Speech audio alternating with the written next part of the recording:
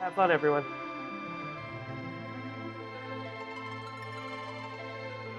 Hello, everybody. Welcome to this Sunday night race featuring the From the Perspective of Club, where this week we are going to be working from the perspective of Rydia. My name is CS Radical. Joining me in the booth is Sheep Launcher, while we have Xenocat in the Restream booth and Ribbon Quest doing the tracker. Sheep, how are you doing today? I'm great. I can't not wait to watch this fun flag set from the perspective of Rydia and our featured runners tonight, FF4FE, Warlink 05. They each have bad pennies on their hands because they're getting Rydia. Well, I mean, you gotta. It's part of the flag set. It is Sea Hero nonetheless, too, so you hope that you can get at least a nice partner to go with it. I mean, we're all secretly going to be hoping for Edward for fun, but at the very least, you won't see the twins or Sid, and if we're lucky, we don't see Fusoya, who won't be until after in the restricted area. But with the flag set that we do see, it's not nearly as mean as it could be, but what do you see with our runner so far with the flags and the objectives that we're looking at? One thing I'm really excited about tonight is I'm hoping that something is gated in Cave Bahamut. No other spots on the moon are going to be required. There are no key items on the moon, but the Bahamut Cave spot is a summon spot, and key items can be gated by the summon spot, and behemoths will be active. So in order to get to Cave Bahamut, you've got to do some fighting first. Yeah, we are always going to be looking forward to just, a bit of a rougher run towards the end of the game. We'll definitely see 3 boss fights will make this very interesting in terms of locationing. And then obviously you have everybody's favorite quest as, delivering the package, that amazingly, very quick objective. And then also we have Dwarf Castle. Apart from that, Dwarf Castle might come in handy because Warp Glitch is on the table as well. Our kits are just going to be Summon Orbs, so we might get an early Bahamut. I'm sure our runners are hoping for that. But I mean, otherwise, apart from T-Wild, most of this is pretty basic. I mean, you're not getting dupes, so it's not going to be too over the top, but as it stands, this is a relatively simpler flag set for people to get a hold of. And with everybody's favorite character, Rydia, it should be fun to get into. And we are off and running. We're underway. We're glad to have you with us. So we're getting a Kane to start with a Val hiding in that first spot in Baron, a Ribbon, and I did not catch the rest. Oh, a couple of Leviathans and an Asura. Yeah, so Leviathan's going to be doing work early on. It's not a Bahamut, but Leviathan is the second best summon orb to my eyes that you can get there. Having a dupe means you get some cash early and are able to shop those standard shops. And then Ashura means Rydia is going to be a white mage by herself pretty soon. Also very ironic that 2 of our quests end up being the summon orbs that we get. Very interesting. Yeah, but they are still around. Even though we've already gotten their power, we still have to defeat them, which seems kind of backwards to me. It's still going to be fun for us to watch. And we see Warlink already going to check those free characters. The no free is on for items, for key items, I should say. So we will have to find a D-miss potentially. And ooh, that is a pretty nice pickup there with an early Edge. That is a power couple online. Rydia and Edge, along with a young Warlink's party, looking good early. Meanwhile, in the Watery Pass, Asuka finds Dark Knight Cecil. Yeah, so we definitely have some interesting power options early. You've got that Edge, and I'm sure Asuka will be shortly checking that because you definitely check the free 2 character spots. DKC is going to be interesting depending on how the flags start to, or the early checks start to kind of direct them. I mean, if you can find a good enough weapon early, that's a pretty good combination. If you have an Edge and a Cecil up and running with a decent sword, you're already pretty good for power, and now you're just looking for something to complement it. Ordeals isn't a bad play on these flags anyway. Early on, 3 relatively takeable bosses. You have 4 boss hunts. In addition to Asura, Leviathan, Bahamut, you also have to search for the D-Mist in order to get the key item from Rydia's mom. So 3 chances at one of those 4 boss hunts plus a key item. And now with Cecil coming aboard, going to Mount Ordeals to me is even more imperative. That T-Wild already starting to show itself. Asuka picking up both an Artemis bow and a crystal ring. So we're seeing some pretty interesting stuff early. And a poison axe as well, so Kane's gonna have a nice little starting piece of equipment there too. So Yeah. far the treasures are being very nice, but it is T Wild, so you almost expect it to be that way. Yeah, T Wild, you expect to be loaded for bear. You want your bruisers to have the very best weapons they can. That means, as soon as we find a couple of decent weapons, that Yang is going to look more and more superfluous. Especially too with Cecil as well. If you can just find like one of defense sword or Excalibur, or even a crystal, if you're really lucky, you're definitely sitting there going, okay, well, I already want to go to Ordeals, now I really want to. And I mean, again, a couple of ninja swords away too. Once Asuka sees that edge over at Mysidia, you're basically ready to go for whacking damage, and now it's just a matter of finding what you want to set up for mages and anchors. Even though free characters are on Warlink, going to check the character up on Hobbs. That's a Tella. That's worth fighting for. Yeah, early exit and decent, mage for the early part of the game, and also a good anchor if you really want to just let it go the entire run. So we'll see how that works. The character in Damsian was a Cecil. Asuka already has one of those, and there are no dupes on tonight. Much to our dismay, we only can have one Rydia. Well, we can only have one Rydia anyway because it's a C hero. So in addition to not being able to have duplicate characters from the no dupes flag, the C hero flag makes sure that no other Rydia ever appears, because Rydia is the star of her own show. She can't be upstaged. But Bye Rydia sounds like so much fun. I think I've seen that recently. Let's go in the meantime, taking a grab at all the Evelyn Castle checks, trying to see if we can find something interesting here. So far, hasn't come up with anything too flashy yet, but plenty of chests still to go for. Yeah, the Evelyn Castle, very dense treasure check. There are 3 trap chests in here that Asuka is resetting out of for now, and that is the problem with Evelyn Castle on T Wild is the treasures themselves aren't weighted any more heavily than in other areas of the game. So the treasure density is good, but the fact that you have to reset a couple of times loses a little bit of time there. Yeah, and with T Wild, you probably won't see a lot of trap chests being looked at because the max tier that you're going to see in these chests are only level 6. So you almost feel like you're just better off just opening more chests because T Wild might just give you what you want over the traps anyway. Yeah, as we saw, the Damsian basement by itself had more loot than we saw in some of the races in the tournament. Well, we are about to see our first key item check here as Warlink is taking a stab at Fabul, see what pops up here. Obviously, we're looking for those 3 summon bosses to get the missions a go-go. Yeah, other than that, we just need a way underground and the package. And I believe that the pass is in untrapped chests. Is that right? Let me just quickly scroll over here. I had it and I lost it. I know, me too. Yeah, it is treasure chest. So I believe it's 3 that we have available then. That's right. 3 passes will show up in untrapped chests somewhere. So that is another reason why just the sheer density of checks in Evelyn Castle is worth it, even if the treasures aren't weighted especially heavily. Well, not a whole lot going on in Castle Evelyn. Just a defense sword really is the big shining thing there. So, I mean, your DKC has a decent sword, but it's not that Excalibur crystal you're still looking for. Yeah, and our restreamer Xenocap pointing out that the 3 passes are in the entire universe. The overworld will only have 1. Yeah, and the moon, I believe, doesn't get any, so... But Warlink getting through Fabul. Asuka about to take on the Antlion Cave. Hasn't checked Mysidia yet to see what's waiting in store for her. That edge is definitely going to come in handy later. Maybe we'll see that as we go. Probably just doing a couple checks early. Don't need to do too crazy for experience. And there's a rat tail, so you're a hook away from checking that, so that's basically useless for now. Yeah, but we'll go ahead and loot out Fabul Castle as well. And chat pointing out that Asuka did, and our tracker Ribbon Quest pointing out that Asuka did pick up a strength ring and a defense sword, so that cane can pretty much solo the overworld.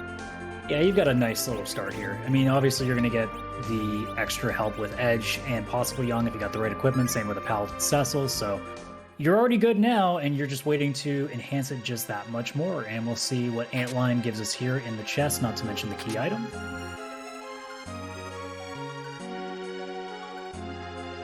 Like going to go ahead and do some more shopping, stopping off in the town of Silvera. I mean, you're probably walking around with a lot of equipment already. It's good to get some money now. Yeah. This feels like a spiritual vacation home for Rydia.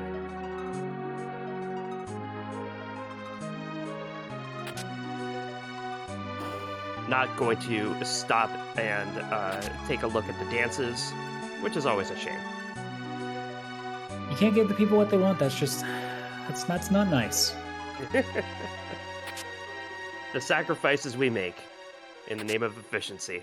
I expect at least a harp check in response now. But as we keep looking at the loot with Antlion Cave, there still isn't that much going on here either. Summon drop and another Leviathan summon, so you're still rolling in money, but it's not really anything you're looking for still. So it seems like Damcene has been where all the good stuff has been for a while, because everywhere else has been mediocre at best. Yeah, unless you really like Charm Claws. I mean, they're okay, I guess. We want to thank everyone who's rated us from Rex Banner and from Hup and Stream. We just got underway in the From the Perspective of Club. This is From the Perspective of Rydia, so a whole slate of Rydia-themed objectives that our runners have to do in order to get the crystal. The key items are on are in the main spots and in summon locations. No key items in the moon locations. The behemoths are still on, but all the other random encounters are toggleable. The glitches are warp glitch, life glitch, and self glitch. So an early wipe there to Plague in the Antlion spot for Asuka. That's unfortunate, but again, you got really a DKC who's not going to do much, a Rydia that has no levels on her, and a Kane that, while is strong, maybe isn't able to get that damage in as quickly as possible, so now kind of rearranging inventory to try to get any sort of an extra help here with damages.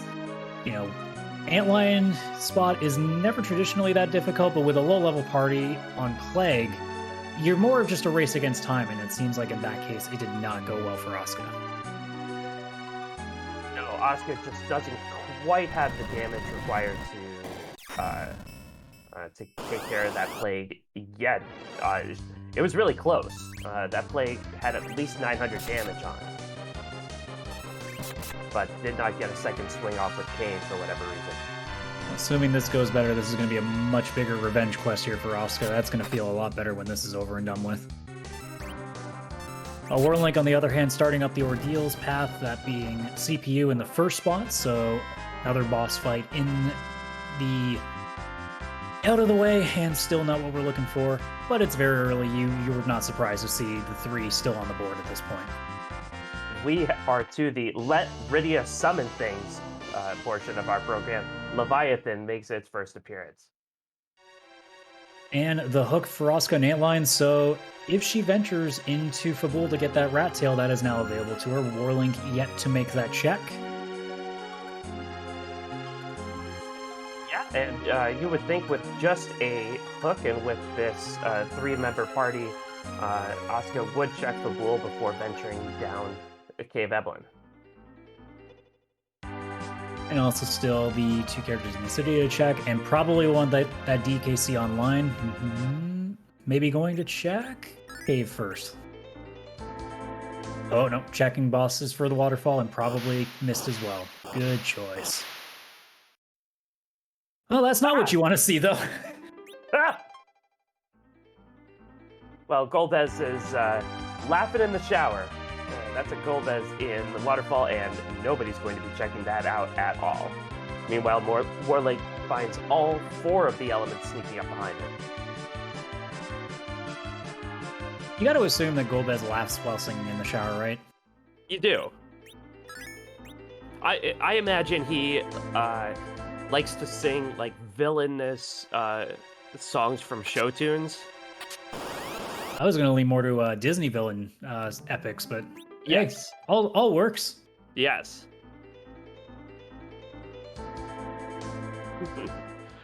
Well, my dragon named Shadow is bared. Be prepared.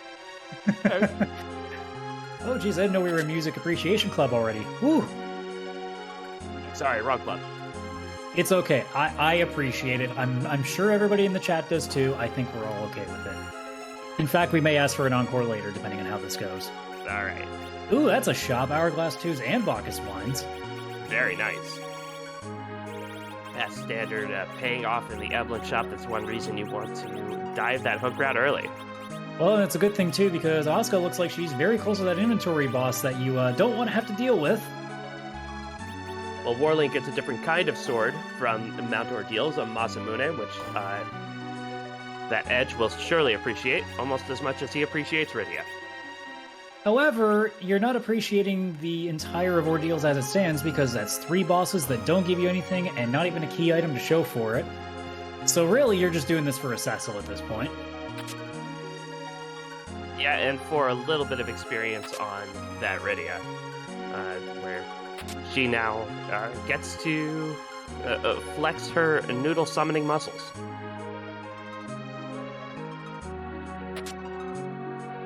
And that is the nice thing about Leviathan, is it can even make Jabberjaw shut up. Which is always welcome, because he's kind of a loudmouth. I don't like to imagine him like loud, but just constant. Like Well, it there's the isn't. facts. I think it's all in all caps when. Oh no, I think it's the lowercase for watch, which is a shame. But it's a lot of bark but no bite, because every time I'm like watch, I'm like, okay, I'm watching, and then you see what looks like an even like barely larger sprite, and you're like, I have to question your final form a little bit there, Lugay. It's like when a little kid tells you, "Watch, come on, watch. Are you watching? Watch." But Ooh, that this would is going to be- be an interesting pickup for Asuka. Do you keep the Edward long term? Well, this is Asuka we're talking about. That power couple of Eddie and Rydia. Yeah. Oh, and Eddie already comes with an exclamation point. Perfect. Asuka did pick up the pass from the chest in Evelyn Cave, right next to the Gungnir Spear. However, no spoon, which is a bit of a shame. Well, Asuka doesn't have to make a decision quite yet as to whether to keep Eddie. Eddie's on. Bit of a shame, though, not having any sort of exit source here, so making the long block out. Not much you can do. Haven't found exits in stores anywhere, and hasn't gone to Hobbs for that Tella that would have been the early exit, so sometimes it's just how it's going to work out. You take a risk with the bigger dungeon, and you know you hope to have something that might be able to get you out of there quickly, but it doesn't always work that way, because why would it? That would be no fun. Warlink, meanwhile, came across his comedian in the shower. Ha ha ha ha ha ha ha ha. Figaro, Figaro, ha ha ha. Whoa, we're playing Final Fantasy IV. What's with Figaro?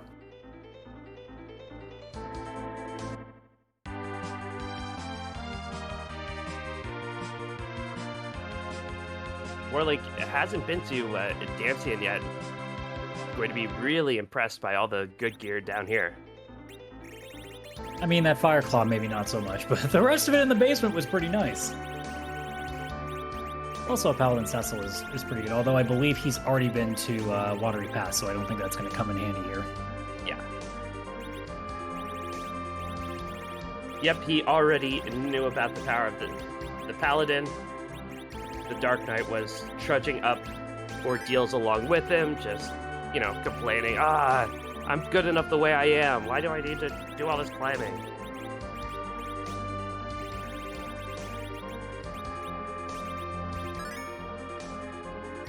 So, Orling setting up to do Antlion as well. We'll be kind of underwhelmed by the loot, but we'll be very happy to see that hook. Yes, that hook will lead Warlink right into the free check of that rat tail. And then assuming that doesn't go into anything, it's either Baron in or dive underground.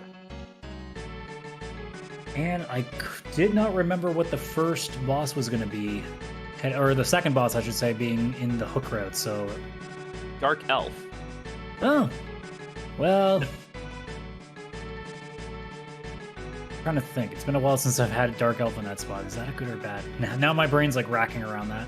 Yeah, that Dark Elf can be a little tricky at that spot. Not one of the bosses that you typically think like hard gating, like an Evil Wall or an Ogopogo, but Dark Elf at that spot could be a little tricky.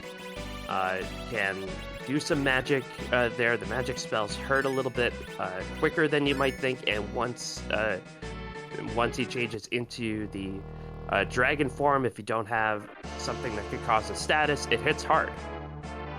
For sure. And I mean, that second spot, depending on what you're walking in with, might not be too great either, so we'll see. Yeah, the King Queen Evelyn spot hits like a truck. It's always fun to see what could be lurking there. So as we see Asuka now at the top of Ordeals, starting to go through that fight, I'm starting to wonder if she doesn't remember that the free characters flag is on. I mean, the very first place she went to was Watery Pass, where she picked up that Cecil. Oh, true. So maybe just not on the order of operations there. Just not thinking about Miss City at this point, just thinking about getting this current setup. The city, if you talk to the wrong people, they turn you into pigs. I wouldn't trust it. Oh, with that, Warlink gets through, Antlion Cave gets that hook, so we will probably see, well, maybe peeks into Baron in first. It is a little bit closer. Yeah, definitely has the firepower to take on the Baron in. And I mean, it's probably a smarter check to begin with, because it is 2 bosses get another crack at those 3 objectives we're looking at. But if I were next to the hovercraft, I'd just take that and go park it next to the Adamant Grotto, and it looks like that's what Warlink is going to do.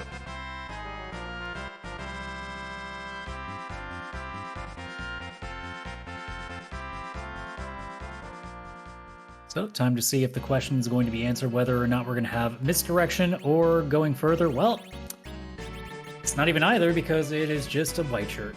Hey there, Delilah. Just a plain white tee in the Adamant Grotto for Warlink. So, Tess will be happy to have it. Yeah. And that Rydia can equip it and, use that Ashura.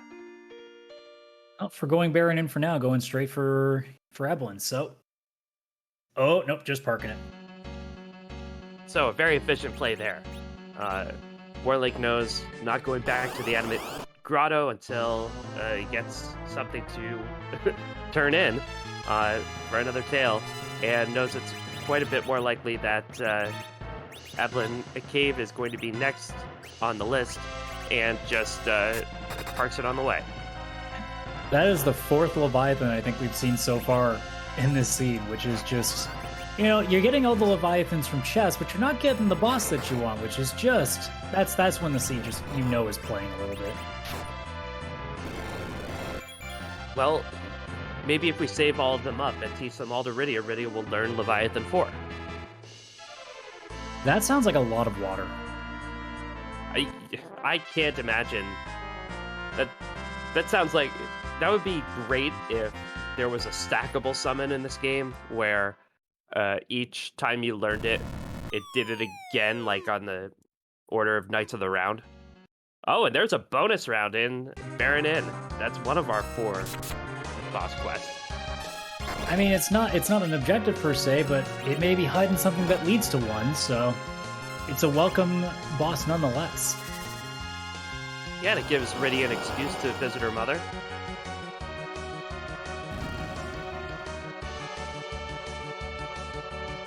Although I believe Rydia if this is canon, I think Rydia just, killed her? I got the package. So, that is required. Alright, so Rydia has now defeated her mother's dragon, thus killing her mother, while also getting the item that burns her village down and kills her mother. Okay. Alright.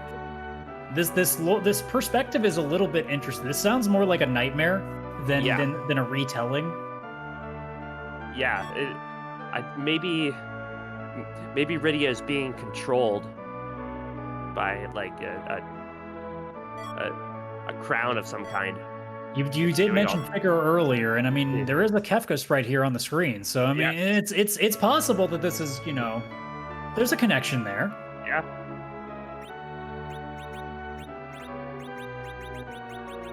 Oh, the Baron Item Shop playing its own S Cabins game right now. It looks like there are a lot of fun places to camp near Barren Town. I would think just having cabins would be a good seller there. There's a chocobo forest, cool little cave. Sounds like fun to me. I mean the hike is a little bit far away, but you can fly there. You got the airship. So we know now that Warlink will be heading to Castle Evelyn. Actually, probably checking that I totally forgot about the package. Asuka, on the other hand, finishing ordeals, finding that there's basically nothing of interest there. And we'll now see if she decides to check whether it's getting a couple carriages in Mysidia, maybe checking Fabul now. I mean, it sounds like at this point Fabul is where you're going to need to go. See this crying out for a Rosa, and whoa, that's a darkness crystal. Well, and opening up the moon now, that leads us to 6 potential boss checks. A little bit early, so maybe not going there yet. Maybe you pop in there, see if, a real nice Fusoya might be hanging out there on the moon, but otherwise, I mean, unless you're going to get real lucky here and just kind of peek Cave Bahamut just to see if something real easy's there, like the King Queen. But I mean, the behemoths are there, so that's probably not a great idea. So yeah, I think Moon might not be getting used for a little bit. We can check this cave. So yes, Radical, I don't think we've seen any sirens as yet. Oh, Miss Cave has value. The real cave value.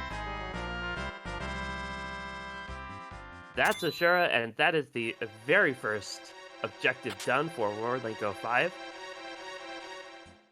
And gets a mute bell for his troubles as well. But I was going to say, if one of these chests holds a siren, would that be something you'd be interested in this early in the game? I mean, for Warlink specifically, not quite yet, just because he hasn't been to Castle Evelyn to get, or not Castle, Cave Evelyn to get those hourglasses, which would make it just that much easier. But I mean, if you find one and you're looking for, something that you can get through, might be a good spot to check just to get those extra levels, maybe to make a hook ride a little bit easier. Because it depends on what we're going to walk into there and the levels that you're going to see. At this point, I'd think about it. So did you notice who burned the village mist down? Yeah, it was a few fairies. Yeah, the sylphs are mad for some reason. I think they were mad that banking Yong with the Tan was not one of the objectives. I thought it was because Rydia's already got the 2 spells or 2 summons that she normally learns from them. So I'm sure they're like, hey, why are you're doing this in the wrong direction? So they came back to kind of like, they're trying to reverse the timeline back to normal. Yeah. I think that with destroying the village, I think that's how it works. Well, I mean, we've already seen that it has to change because Ashura had to move to kind of like try to get things going again, being like, Rydia, how do you know me already? What's going on? They're trying to fix things. So Warlink 05, this isn't necessarily required, completing the Kaipo cutscene to get that Edward into his party, but there is a boss check here.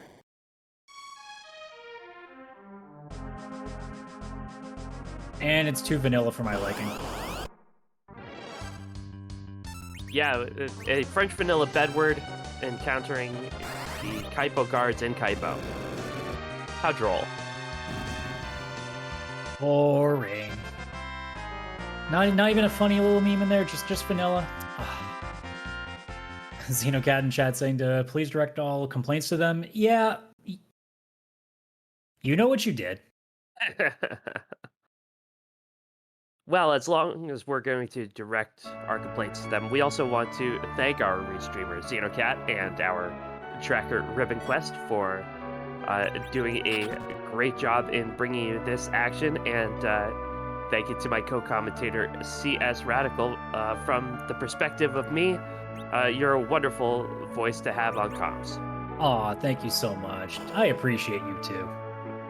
And I'm sure Asuka's very appreciative of checking that Mist Cave because now she has the Ashura done as well.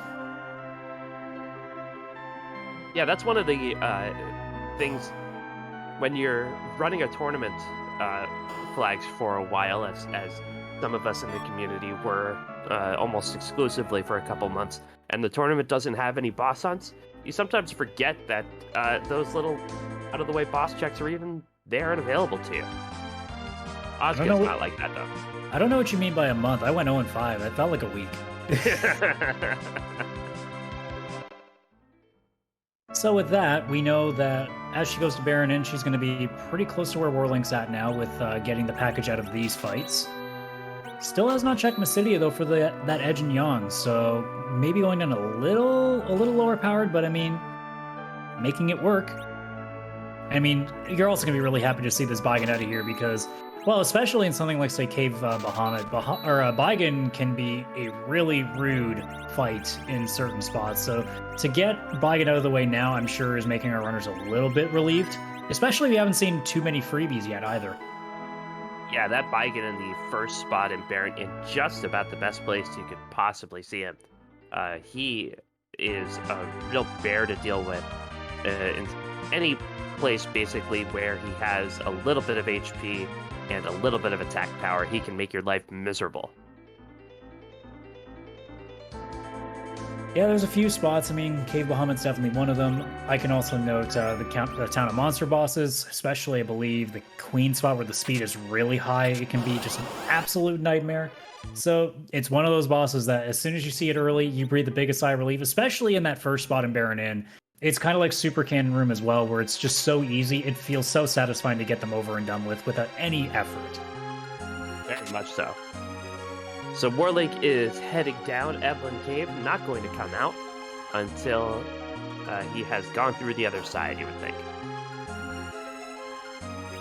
Yeah, at this point, I think you're just in it to win it now. You're not going making an exit unless, like, somehow the first boss in the King Queen spot is just that nightmarish that you go, you know what? Maybe I'll check the moon and just try to do something else to kind of move things around.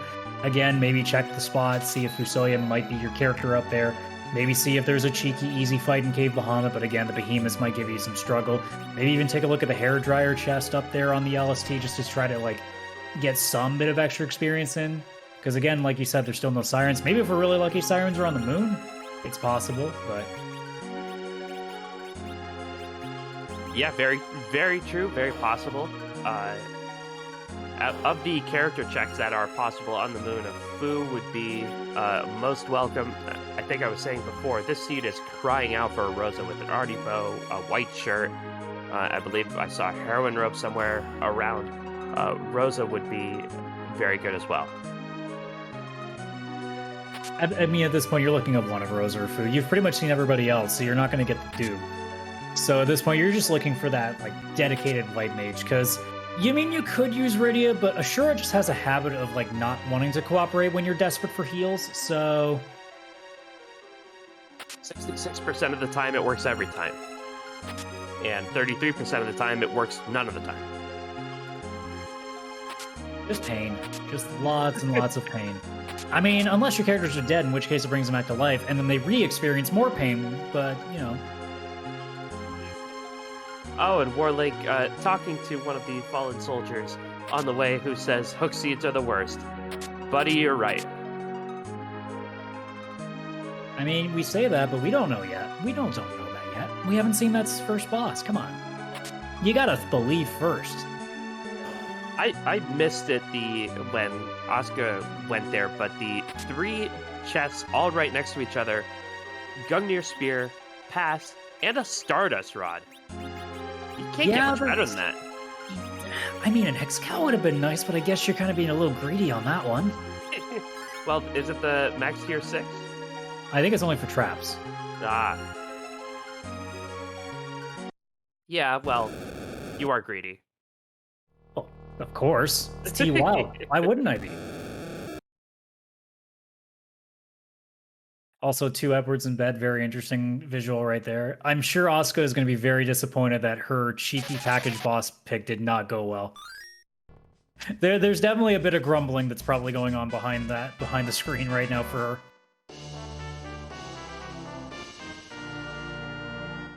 So And, that should... Oh, sorry, go ahead. I was going to say, going up on the, following up on our discussion earlier, chat, reminding us that the max tier flag, which in this flag is max tier 6, is 4 untrapped chests.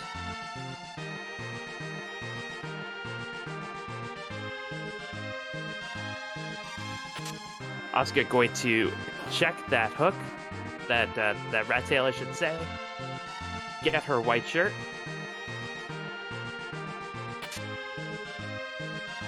But, not exactly any direction. So now she knows that at this point, you've got one direction. Time to get going. Hope you're ready for a hook route, because that's what you're stuck with now. I mean, you could go to the moon if you really wanted to. You've got one direction? What is this, a music appreciation seed? I misspoke. I don't think you did. I think that was a perfect speaking. Well, Asuka finally making that trip to Mysidia. However, she's going to have to sit through a cutscene to get to it. It's crystal in hand. There's a little part of me that is seething with the few SMS seeds that I have done where I forget to go check the characters first before Edward, and Edward gives you that darkness crystal. So now you know if you want 2 characters, you're going to have to sit through a minute and a half for it. Ooh. This is a rough boss in the King-Queen spot. That's an evil wall. Yeah, that's one of the ones you definitely do not want to see, as that first whack kind of gives you a heads up on what you're in for here. That Rydia goes down.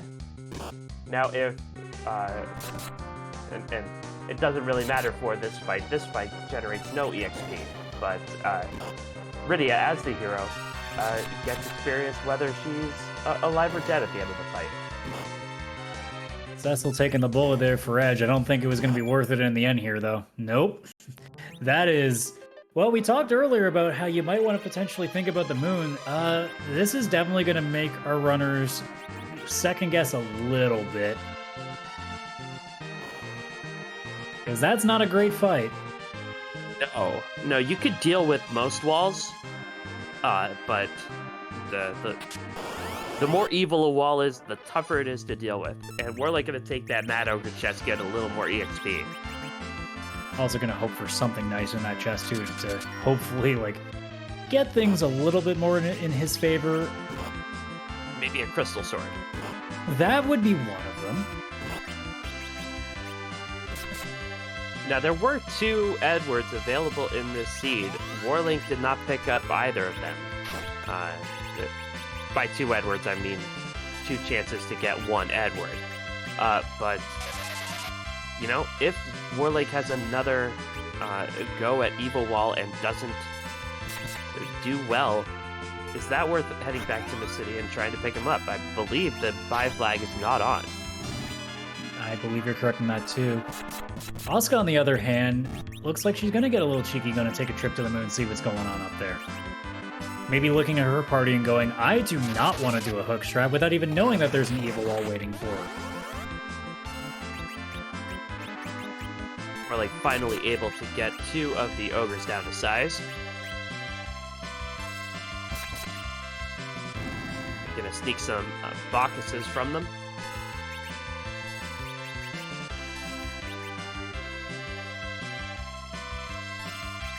Oh, and another Leviathan. I'm sensing a theme with this seed. Yeah, it's a very wet seed. The water noodle really wants you to be there. It's like, here, have some more fun. Have some more fun. I'm starting to feel like this is not a race so much as a pool party. Yes. Well, we've seen a lot of party members here. This would be a great time to pop that foo.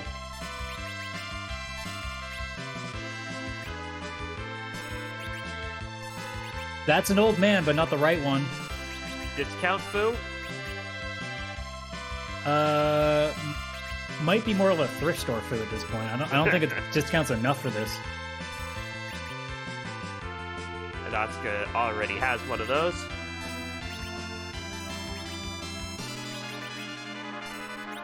And examining her options. Yeah, this is going to get a little bit tricky now.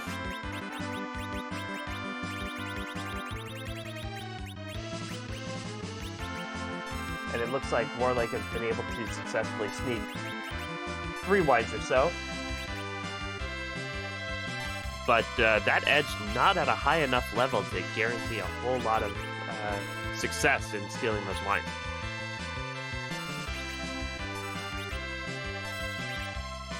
And it looks like Asuka's making another cheeky play. Gonna go check the giant.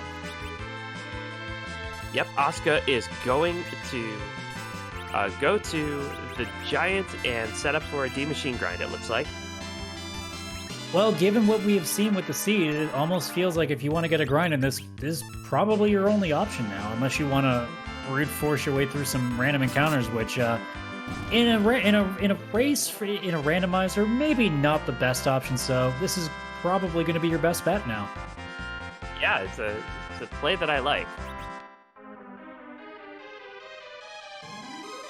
So I was thinking about, so you have the chance to turn vanilla behaviors on, the vanilla giant not on in this flag. But one of the vanilla behaviors that is on in this seed is vanilla hops. So Rydia does not have Fire 1, will not have Fire 1 until you visit Mount Hops from the front. But the normal randomizer procedure that gives her a random summon, yeah, we've turned that off because Rydia's already getting a bunch of random summons. Yeah, and the same goes for when she grows into an adult after doing Dwarf Castle, which almost seems kind of pointless because why need the main 5 that you get in the story when you have like 19 different Leviathans that we've seen so far? Meanwhile, from those Mad Ogres, in addition to getting just a whole bunch of wine, Warlake got the X-Cow. So discount Crystal Sword, but that will be a very welcome addition. Oh, and this is huge, a Water Hag in the first spot for Asuka. That is some nice free experience if you can get through this. Yeah, just need to get 3 hits off and hope the right people are still alive at the end.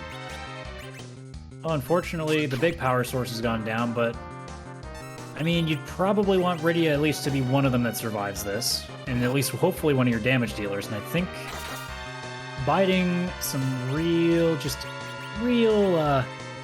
meanness from Water Hag. I think we might be getting 4 people. Nope, Edward's gonna have to fall. Yeah, Rydia doesn't matter if she's up, so you would almost rather Water Hag hit her. She gets EXP as the hero, whether she lives or dies. Rydia, why didn't you use cover? She's not that kind of hero.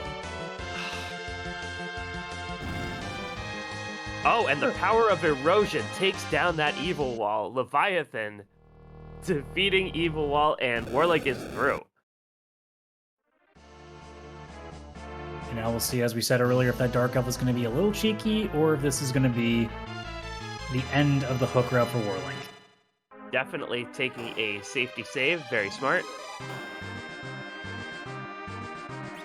Yeah, both of our runners doing the same. Although I feel like Asuka's might be, to get 2 people up, there might be a little bit more of a reason than just safety on that. Yeah, definitely needs to take advantage of that camping gear. Get everyone up, either for a D-Machine fight if she's going for it, or looks like she's going straight for that CPU spot.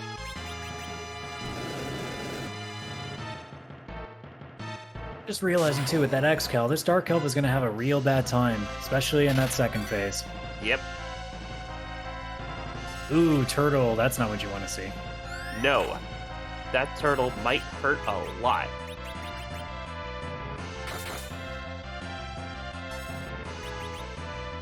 Yeah, that X-Cal Cecil just going through Dark Elf like butter. Well, it looked like Oscar was setting random encounters on, maybe considering that D machine again. Looks like it.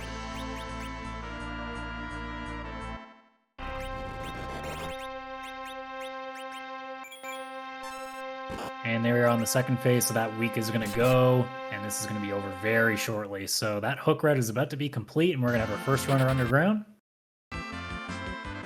Yeah, instead of saying me change, Dark Elf is saying me hurt. And about to say me dead.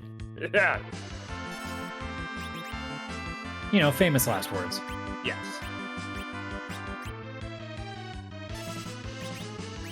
Although Tella did whiff on that week.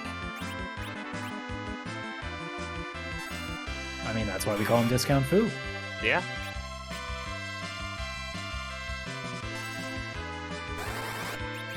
But No returns either. that Cecil does make sushi out of the dragon form.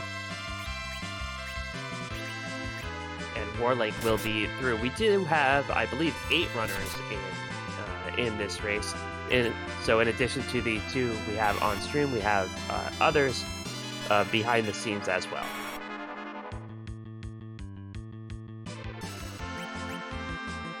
Warlink is through. Watch out for the pitfall. Always a mistake. Just no one ever seems to remember the pits there. I'm waiting for the day somebody finally solves it, and then the game will just end. Yes. So you have to imagine, with it being an objective, Dwarf Castle is going to be first on the menu. Very much so. In addition to being an objective by itself, it also has 2 boss checks. It'd be real disappointing if we saw both of them there. It would be. That would be. It'd be good for a runner. Yeah, that'd be a real heart in your throat moment if you were a runner. Chat noting, though, at the top of the tower there was a sparkle, so there is a shot that Bahamut's at the top. But there's still, I believe, 4 other sparkles left as well. So Bahamut is not Bahamut is not a sparkle. Oh, that's correct. Yeah, Bahamut has their own sprite, so the sparkle we know is not one of the bosses we're looking for. And Sparkle up there, moreover, is just really obnoxious. Ogopogo at that spot has a ton of HP. Even though it doesn't have a ton of physical attack, it has enough. And especially with the waves coming through, that takes off half of everybody's HP before you even get started.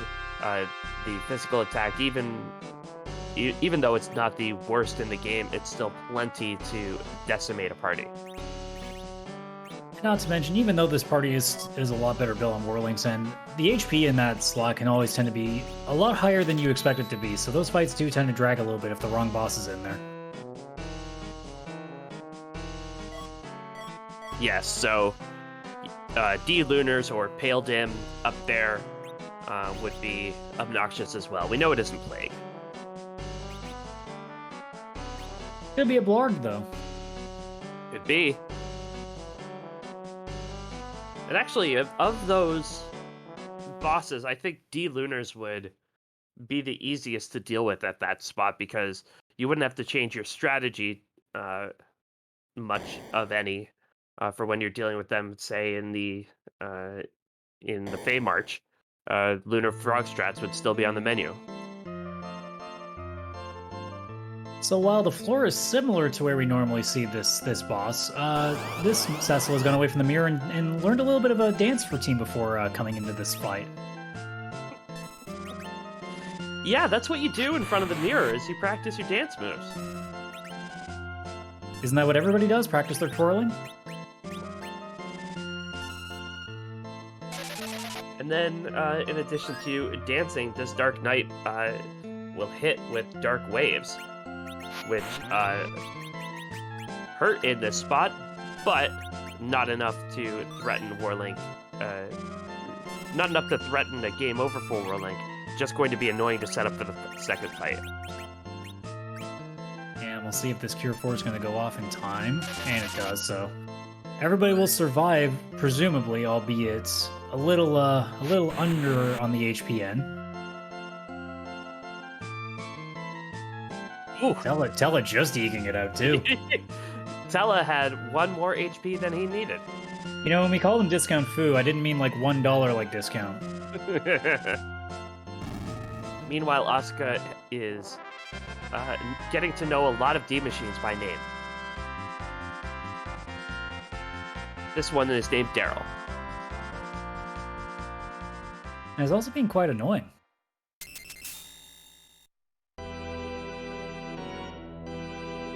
Yeah, but manages to get through that, and we'll have time to set everybody back up, because that can... D machines can go sideways on you in a hurry. Oh, and Warlake getting the upgrade. Yeah, you finally return the discounted item, and now you get the real thing.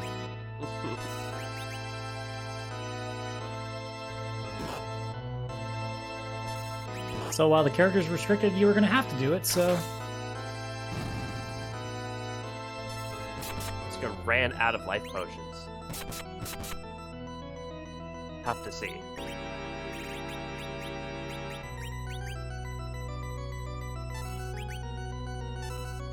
That is a real painful setup there for Asuka. That's just a real shame there. That's... Ooh, I feel for that one. Yeah. Warlake gets through the Dark Imps, in addition to being free, the Golbez spot, not threatening at all.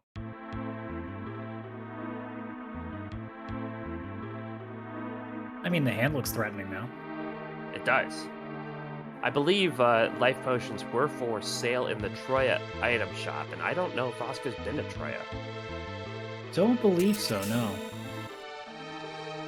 I mean, our runners have had no reason to really go that way, given that there's no free item there, and they haven't had a quest item to go that way, so it's not really surprising that she hasn't gone that way at all. He does get through Dwarf Castle, going to see what Luca has around her neck. We'll see if he remembers the warp glitch is on. Oh, he barely did. There was that half a moment where you just go, oh. Well, Luca gives us the tower key, and Dwarf Castle just has all the keys. Yeah, so you now have 2 bosses underground to check without even going into Cave of Monsters yet, and you also have 3 bosses to go check in Baron, although we do know one of them at this point, because it was Val, I believe, at the beginning of the game. That is correct. And we do know there is a sparkle at the top of the tower, so it's only one other one you want to check, but the worst part is the Dream of Keyless Tower off the table. And then as well, they do have the Queen and King spot there in the Town of Monsters. So you have a lot on the board again to go check. You almost got to figure, unless everything else is at the moon, there's a pretty good chance you'll see one of them at this point. Although, I mean, the Sea can always decide to just make this more fun and just really have our runners walking around. Is the inventory boss one of the bosses that our runners need to defeat? You never truly defeat it. And Warlake's stream went out just a little bit. I saw an appeals something as the job dwarf. An appeals attorney or something. And if we need more lives, we know they're down now in, oh my god, what's the name of this town? Why am I forgetting? Amra. Thank you. The way I'm mixing a lot of stuff up today, you'd think, you know, I'd start catching up, but no, brain just does not want to cooperate. And neither does the Sea with these boss fights so far, so hey. No, Leviathan and Bahamut hiding from us. And then also not cooperating was Asuka's last D-Machine grind, but is going back to the Giant, so possibly going to take another crack at it. Yeah, that's definitely on her agenda, is to go after the D-Machines once again. Daryl and other Daryl and other Daryl. And then Dave. Yes. We haven't gotten to Dave yet, though, I don't think. Not yet.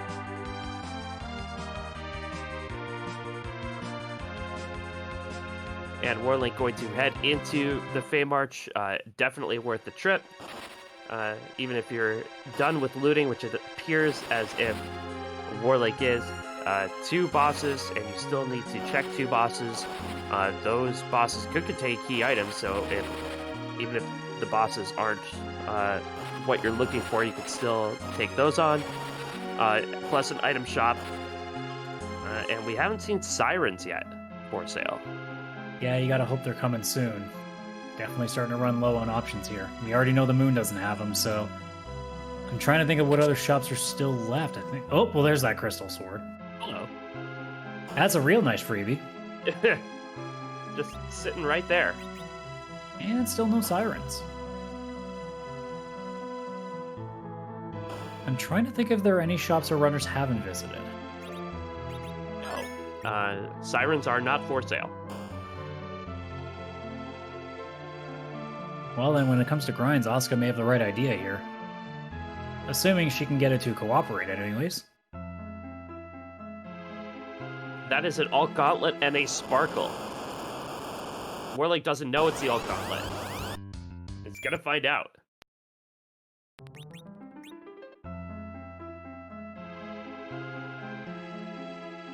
That is... that's a Feymarchi last location, I think. And now if you're Warlink, you're sitting there looking at that going, how much do I want to bet that the one thing that's gating one of these bosses, or even 2 of them somehow, like, because it's possible that they're both at Tower of Zog, which would be very funny. Or, you know, for the sake of the chat, in Harp, we would love to see a Harp-gated boss. But you know that Warlink's probably staring at that All Gauntlet and Sparkle going, yeah, one of these is definitely going to hide this from me, aren't they? Might also be looking at that alt gauntlet as a grind option here. That is also true. I mean, there's still a lot of options left. Obviously, we have the Darkness Crystal. A Moon Trip is possible, so there are a lot of checks that can still be made. Check that Sparkle. D-Lunars here would be very manageable. Ogopogo is going to be rough. Yeah, with how the speed is so high there and how quickly the waves can whittle you down no matter how high leveled you are. Yeah, that's the fight that you're looking at and going, please don't hide something I want here.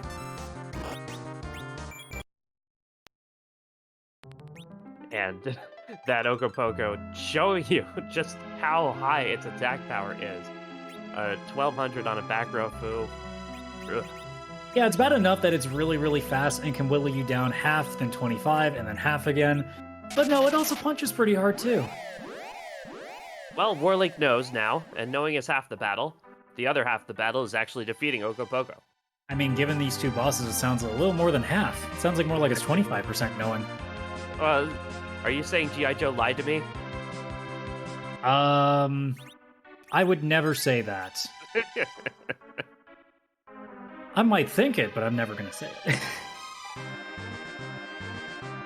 So chat pointing out, in addition to the bosses up here in the tower, there are also trap chests with alerts where and you have an edge.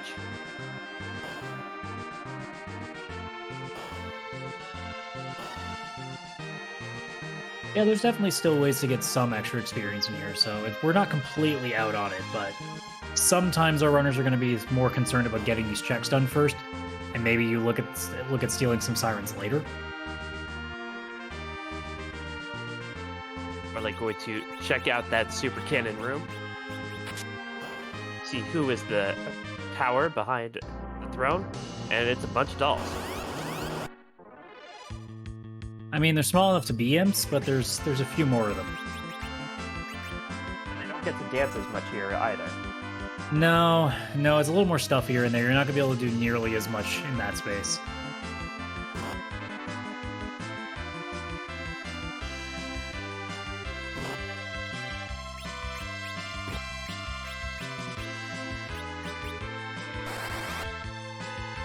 Well, Ed will show us how to do flame.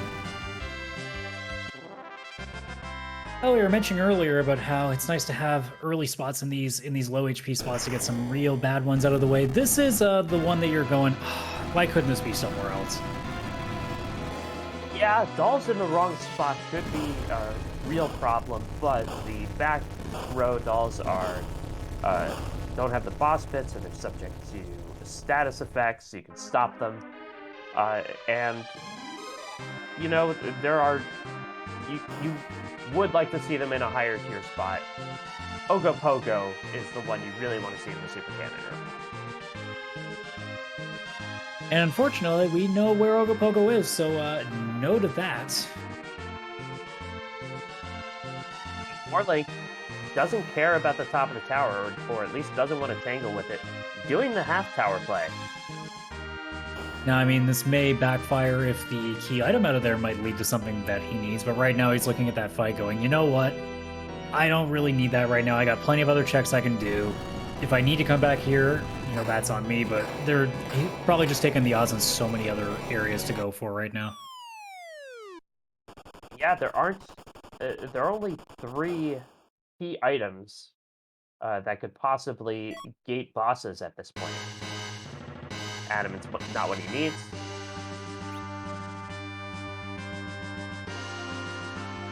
The boss at the top of the tower, by the way, is a Lunar Sparkle.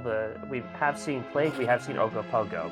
So it could be Pale Dim, it could be Wyvern, it could be D-Lunars. What would be probably your best case scenario up there? Would you probably want to get Wyvern out of the way, or would you want the D-Lunars? Because I feel like Pale Dim's the one that you can deal with the easiest, so you'd rather have one towards the end page, most likely. Yeah, the magic power at the top spot isn't that great. So Wyvern, really annoying, and the bot isn't all that quick, so you can get your Star Veils up, but the reflected Mega Nuke doesn't always kill Wyvern, and then you can't count on Wyvern killing itself with anything else. So, yeah, Wyvern would be really annoying at the top of the tower. I'd rather see kill him. But either way, you're only looking for one of 3 key items if the unknown there is annoying enough that, yeah, you can figure it out later. So Warlink opting to at least check his freebies right now to get those over and done with before potentially making a decision on what to do next, whether that's Baron, whether that's maybe going back to tower, maybe even going to the moon. There's a lot of options here with a lot of boss fights still, so seeing if, I guess, Sheila 1 might have any sort of direction that might change things up a little bit, or at least give some more openings, but... Did you see that, D-Machine? That was Durwood. Durwood made an appearance. And that Sand Ruby is not going to be used for anything. We've seen pretty much all the good characters at this point. That's not really going to do you anything. Yeah, certainly not worth making the trek to the desert. I mean, it puts Warlink closer to 10 now, I believe, at 8 if I'm counting correctly, so you're getting close to that double XP area, but we're still not there yet. You would have to think that Dwarf Castle is going to be next on the docket for Warlink. Yeah, get a few low-level bosses done, potentially peek the basement as well. Yeah, I would definitely be interested in doing that basement right now if I possibly could. So we know the first boss here is Valvalis. Yeah, and there's still quite a few freebies left. We still haven't seen King Queen. We still haven't seen Baron Guards. Yeah, I was just thinking which of the small ones have we not seen? Yeah, with the guards are. Yeah, Water Hag, Dark Imps, and Kiteful Guards are already out of the pool, as are some of the other cheesable ones, Evil Wall, Dark Knight Cecil. Or even some other bosses that would be fine in, say, the K-Nozzle spot, because the HP is relatively low there, so there's still a few options that can make it easy. And also, it's lower level compared to what Warlink's been dealing with so far, so it shouldn't be too rough to begin with anyway. Yeah. Hey, have you been counting how many D-Machines Asuka's been doing? No, I got lost after Dave, and I've kind of forgotten since. Yeah, that counting D-Machines is doing math on stream, which is always dangerous. And we are seeing tier 1 strats from Rydia. I mean, you've seen how my brain's been going so far in the stream. Don't leave me to do the counting at this point.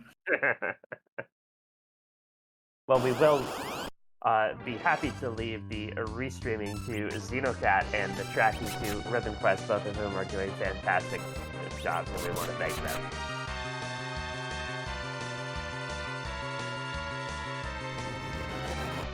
Yes, Well, and this don't count sheep. That's a quick way to fall asleep on restream.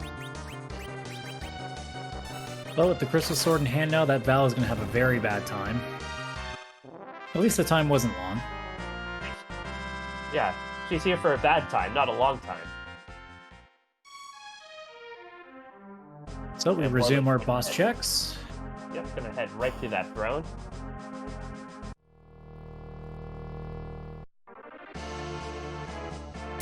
And there's our other half of Mylon, so I believe that is Mylon and Friends. It is. It is a plurocracy at the helm of Baron. I mean, it sounds like a great dance party every night at the throne. Although Warlink doesn't seem to want the gas to be alive for the dance party, so that's unfortunate.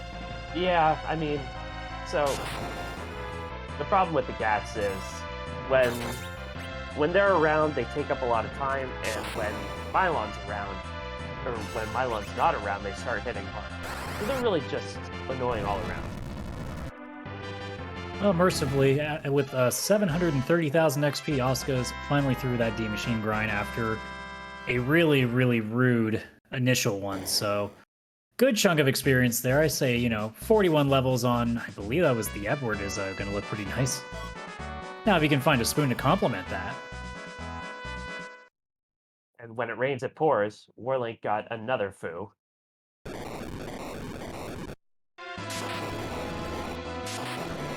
Asuka going to cabin up and finish out this giant.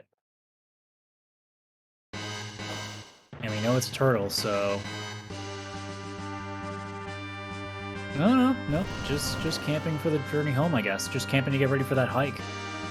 Yeah, I mean, while you're in the giant and you see the scenic views, you just have to spend the night. The trash can at the end of Baron just has an Artemis bow, which, we found in the basement of Damsian next to all the other antiques. I mean, it's not the worst trash, but I mean, you already found it in trash that didn't require nearly as much work, so it's not as great. Exactly. Now, as we see what's in the basement, we got another boss check here, and we continue to run through, and we still have 2 to go. As we keep going further down the sea, the moon is starting to look more and more like the option here. Yeah, 6 boss checks up there. Well, there's another sparkle. And that's a Pale Dam. So now that would leave us, I believe, Wyvern and D-Lunars. We know one of them is at top of tower.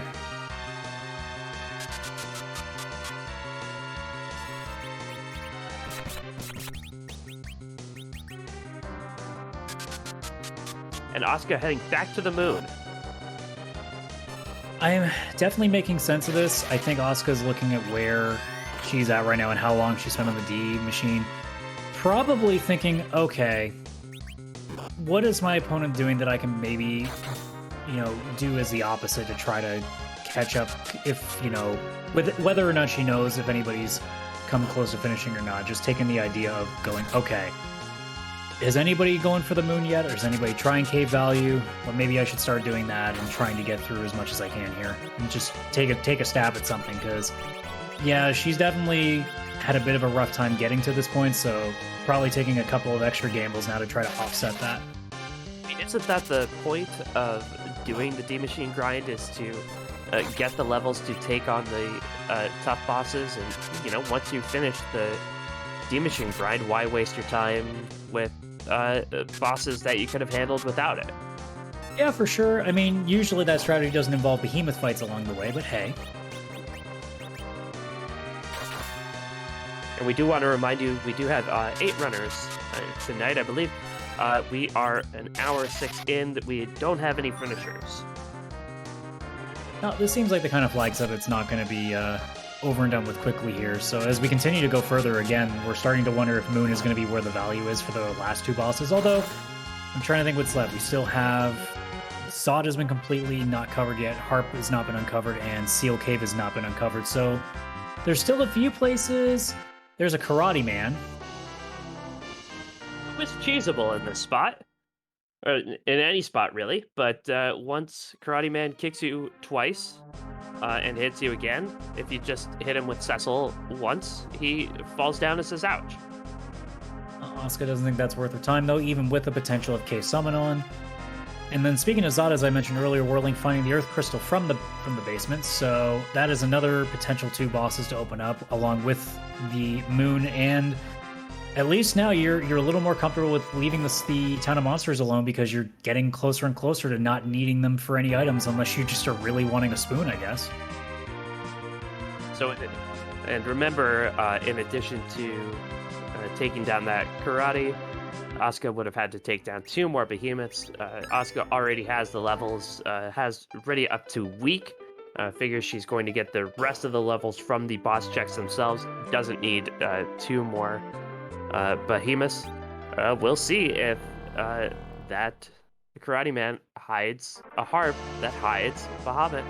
Yeah, there's obviously those 2 things. We saw Whirling pass off the top of tower because he knew there was a sparkle there. Now Asuka doing the same with Cave Value. So there are 2 potential spots that, if our runners are taking a gamble by fading them, they might have ended up coming in use. But I mean, the math is still there. You got 5 more bosses you can check here in the LST. So it's a good decision to make for now. And then if you really have to go back, at least you're probably a little more set if you decide to take a battle or 2 here, especially if you want to take a peek at Ribbon Room and grab some fine potential loot there as well. Yeah, and it's a lot easier to face check in the LST. You know that there are no key items hiding down here, so you can just go in, see who it is, and reset out. Yeah, and if the boss is easy enough, if you decide you just want to get that little bit of extra experience done, you can do that without too much of a worry, especially in Asuka's case being very high level with some of these characters. So if something's not too annoying, you can just quickly run through it and get your experience and leave. True bottom up, going all the way to the looter pathway. Well, you might as well get the walk done now. Oh, speaking of the King Queen, there's your free spot there in a place that you're not really that happy to see it. Nope. So this will be very sad for Edge. And there's those Baron Guards. So with that, I think that means all of the really free in name are now off the board. So there are still some really troublesome bosses out there. That could be one of them. And Asuka does not want any part of that.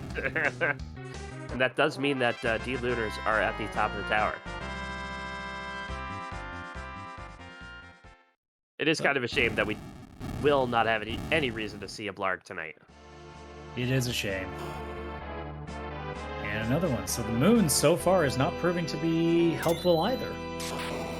Still 2 more checks, though.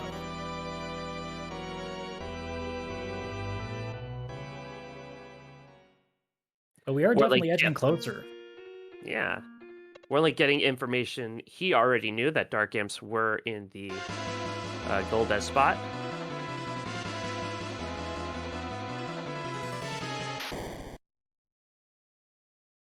You gotta think between these 2 checks and Whirling's boss fight here that you almost feel like one of them has to be here. In one of these 2 places. Yeah, we've been on tenterhooks a little bit for quite some time now. Just looking for a noodle, looking for a dragon, who are both hiding. And still not there, and still not there. Warlake does get a little bit of leg. Unfortunately, a leg is not a noodle.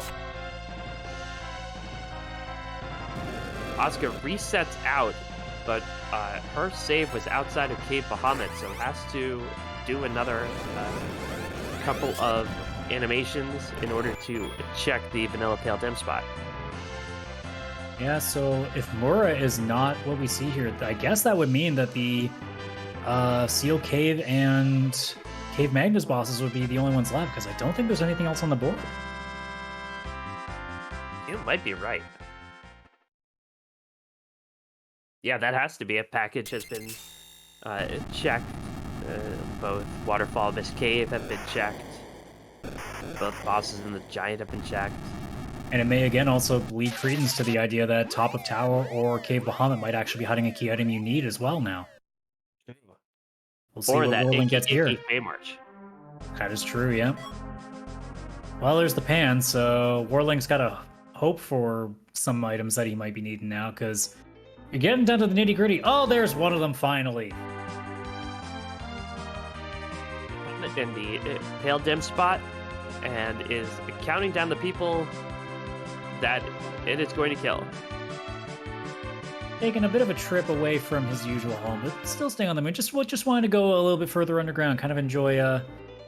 Just wanted, a better view at the entrance. The cave is just kind of a very uninspiring entrance, whereas at least the entrance to this area, at least has a nice little, centerpiece. Yeah. Although I've said this before, the pathway to the lunar subterranean should have some potted plants or something, just to green it up a little bit. Well, I think the whole moon thing might be preventing that a little bit. They make fake plants now. Yeah, but that's almost cheating.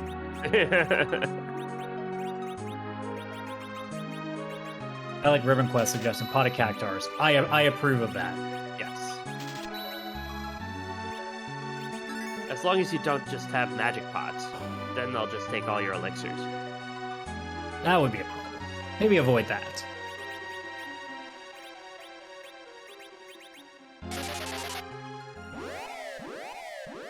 Asuka's Tella goes down, not an issue. Whirling did go back into Cave Evelyn to pick up some more wine, I believe. Don't want to forget that. And with that Bahamut down, we now have our third objective in the books. So Asuka now is going to have a really interesting choice to make. I mean, you still have to do that hook strat to get underground, knowing all the things you need to get done there. So Warlink has made his decision. Going to forego checking out the rest of the key item spots, going to face check the bosses on the moon. We'll get Bahamut. We'll not get anything else. And presumably, if Asuka's going to go back to the blue planet and get that hook done, then you're going to go to Dwarf Castle immediately. And then it's just going to be a matter of where she decides to go, whether it's going to the tower, whether it's going to Cave of Monsters. You have a little more levels for that, so you could potentially take on one of those bosses. It'll definitely be very interesting to see where this goes. Yeah, and, we've been rooting for it all night. That our required boss is in Harp. It's becoming more and more likely. I mean, is it basically a coin toss now, isn't it? Yeah, between Harp and Luca. And for our runners, it would be pretty sad if it was Luca, because of course with Work Glitch, you really have no reason else to go down there, so you're just doing that for the boss check. So, props to Xenocat if that's where we end up in, because that's just real funny seed rolling right there. If you get Warp Glitch and the last thing you need to check is the place that you technically went to already. All right, so what would be the trolliest thing for this seed to happen? So here are the key item checks, and in case you joined us late, here are the key item checks that neither runner has done that could lead to a Harp or to a Luca key. There are the King Queen spot in the Fey March, which are Alt Gauntlet in the King spot, Ogopogo in the Queen spot. There's Top of Tower Babil, which is the D-Lunars, and there's the Pan check.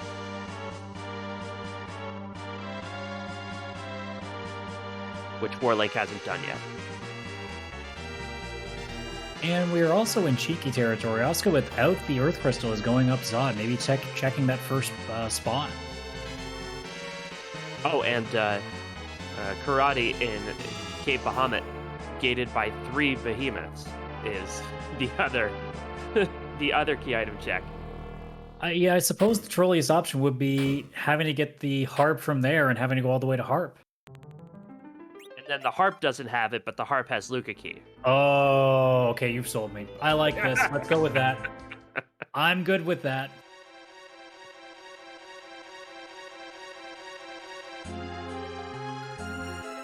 We've established the best canon. All right, well, now that we've established what's not going to happen, we will continue to focus on on what is going to happen. Because what I say turns out not to be true, pretty much all the time. It's unfortunate, doesn't it? You don't always get what you want. But I mean, try sometimes. We are a coin flip away from the chat getting what they want with the harp check, so we'll see. We got to figure out where that harp is first. Good. That's my water hack impression. It's not a very watery. I approve. I could make it even more watery. But I ran out of, like, water a half hour ago. That sounds like a you problem. Failing to plan is planning to fail. Well, Warlink is going to take that safety save before finding out this is not the place he wants to be. Asuka, in the meantime, will get that hook route finally finished. Get underground access at, well, will probably be around 120-ish. And then presumably hit that Dwarf Castle first, and then we'll see where that deviation takes her. Because like we said, there are plenty of options. She doesn't know that the tower is, unless something like Harper Lukaki is hiding behind the top, tower is useless in terms of bosses. True. And she also doesn't know that the cave or the town of monsters is also in the same boat. So it's going to be a matter of just who finds that either harp or Lukaki that leads to where you want to go. That's really all we're coming down to right now, because it's one of those two places. Asuka has a little bit of a routing advantage at this point because Asuka has no reason to skip any checks down here. Asuka is face checking bosses for that Leviathan, but if she feels like she can take one, and she can take most of these bosses at this level, she will be happy to take them. Yeah, at this point, like, we obviously saw that all Gauntlet, and I believe we established it was D-Lunars in the Town of Monsters. Or no, that was checked. It was, Pogo in the Town of Monsters. Yeah, thank you. Yeah, and D-Lunars at the top of the tower. Yes, that's right. So there's definitely some fights that aren't going to be fun, but they're certainly a lot more doable after that D-Machine grind. And Warlake setting himself up for a little grind here. I believe a Mac Giant grind. It polished things off. I believe Warlink's at 10 key items, so you're going to get a nice quick one in. Asuka blazed through that evil wall without even having to use Eddie strats. And similar to the last fight with Warlink, Dark Elf is not going to have the greatest time either. Although this might be a lot worse. Does not have a crystal sword. Yeah, but that Kane's doing pretty nice with that jump regardless.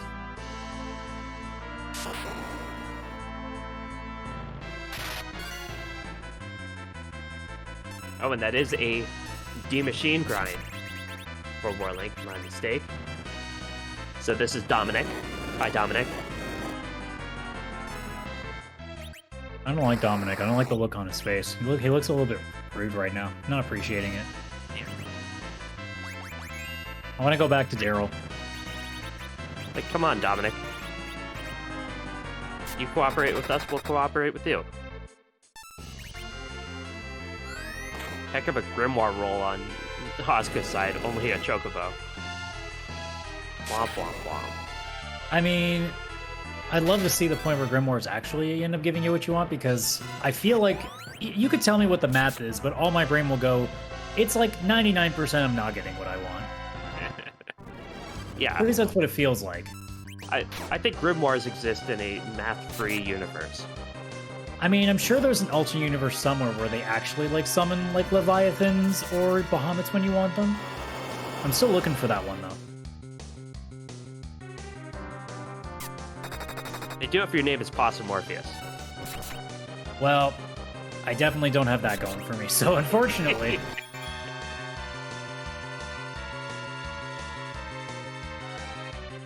And that is an exceedingly slow crumble. But Asuka is through. Underground at a $122. So, like I said, we expect to see her go beelining the Dwarf Castle to at least get that objective done, and then decide what the next course of action is. But still didn't avoid the pitfall, unfortunately, so, another mistake is made. No, and it will be interesting to see if Asuka is going to be strictly in face checking mode with the bosses, or if she's going to be piling up the key items as well.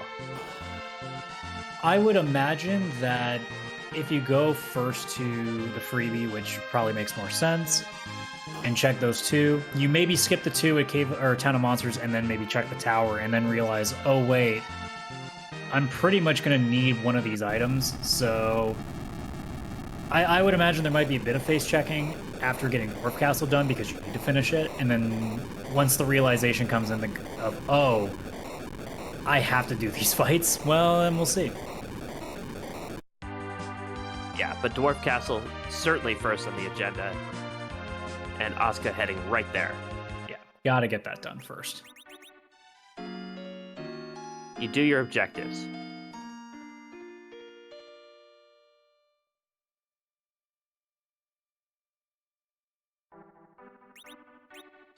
And Warlake wrapping up his D Machine grind.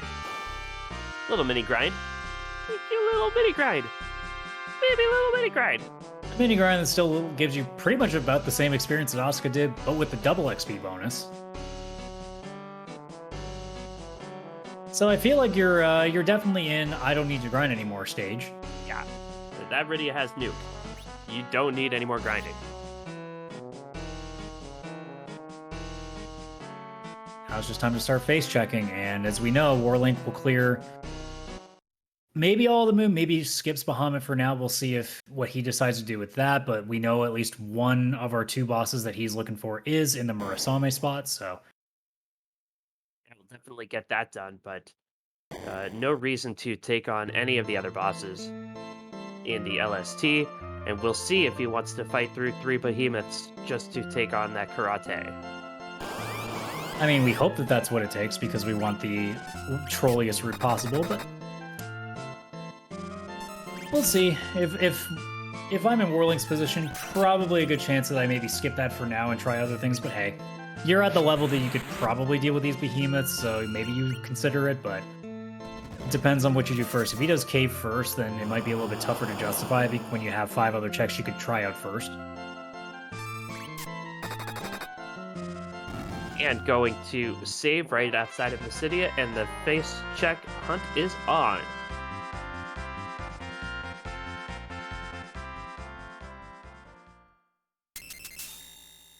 Asuka vanquished evil in the form of a Dark Knight. You got justice for the bad dance, I guess. This is a very dark room back here. You got the Dark Knight, you got the Dark Imps.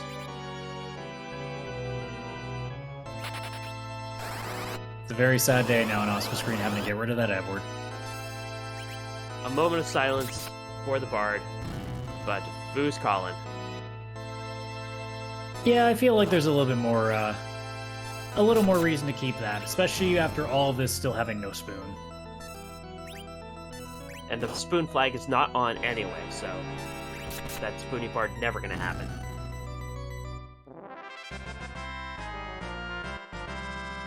That's just But a yeah, darn shame too. All of the bosses that you can cheese with Edward are gone, and you have the levels you need to deal with those bosses anyway, so yeah. Edward not worth much more than meme potential. I mean, it was a good meme.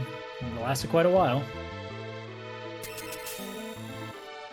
But yeah, now that you mentioned that the spoon wasn't the thing, which I forgot about, yeah, there's really no reason to keep that, especially with a Fu now in your party. It's completely pointless. And now we get to see also if Asuka remembers about the warp glitch. Asuka gets the key around Luca's neck. Now she's going to get the bad news. That it is a lot more work to do. A kind of worthless barren castle. Not that she knows that. She doesn't. It's a nice chain that doesn't lead anywhere. And with all these checks that she still hasn't finished, she's not at the point of thinking about that seal cave being where the last boss is yet, if that's what it ends up being. You've still got quite a few bits on the board. No, and that's one of those things that's just so trolly, where you say, you know what? If somebody else makes that check and I don't, GG's to them. Well, I mean, given that we're getting close to an hour 30 and we still have no finishers, I'm starting to wonder if we're getting pretty close on the correct trail of what's happening here, because with what's left, you gotta wonder if maybe the troll option is starting to become more and more possible. It has to be. One of them is a troll. And actually, D-Lunars at the top of the towers is starting to look like the least trolly option available. Unless it's behind the pan. Yeah. Regardless, this is set out to be a very enjoyable seed in terms of trying to rack our brains about what the possibilities are left here. So it's been quite fun for now, and obviously with Asuka and Warlink here, which you guys, everybody in the chat should be giving a follow to, putting on a great race despite the seeds' efforts to really throw them for a loop here. Because of it. You know, this is one of those where you keep running into kind of trapdoors, and it's like, you know, this is actually kind of fun, and if nobody else is finished, I'm guessing I'm not the only person in this predicament. Yeah, if any of our runners, I should say, are keeping an eye on the Discords to see if anybody has finished, you know, they're all looking back and being like, okay, so I'm not the only person bashing my head against the desk right now. Yeah, just as a reminder, the moon does not contain any key items, except for potentially Cave Bahamut, because Cave Bahamut is a summon spot, and K-Summon is on. So unfortunately, if some of your favorite bosses are in here, you're going to see them getting skipped pretty quick. Yep. Or if you have a favorite location in the LST, weirdo. I mean, I'm not judging. My favorite location is the White Spear Altar. Okay. Kind of basic, if you ask me. Yeah, I mean, if I was going to have to make a choice, I'd probably go for Crystal Sword because, you know, I didn't know it existed until I played this randomizer. Crystal Sword is funny because it is... there are a lot of bosses there. The magic power is actually extremely low. And so, for instance, Odin is a joke at the Crystal Sword Altar, and it's actually very funny. It's kind of the beauty of the way this randomizer can work. Some bosses that when you play in vanilla that are so irritating, in certain spots they're a joke. And then in certain spots, they're like even more nightmarish than you remember. And like in the case of, say, you know, Antlion's favorite spot on the moon, there are certain places where bosses that you usually don't have any trouble with, all of a sudden are like your worst nightmare. And that's the beauty of this randomizer. It really is. So if you're joining us after the tournament, or just hopping on a Sunday night and you haven't rolled a seed in a while, do so. It's fun. Just stay away from the Lit 3 stuff, for everyone's sake, okay? And if you don't stay away from that, make sure that you're broadcasting it so I can commentate on it.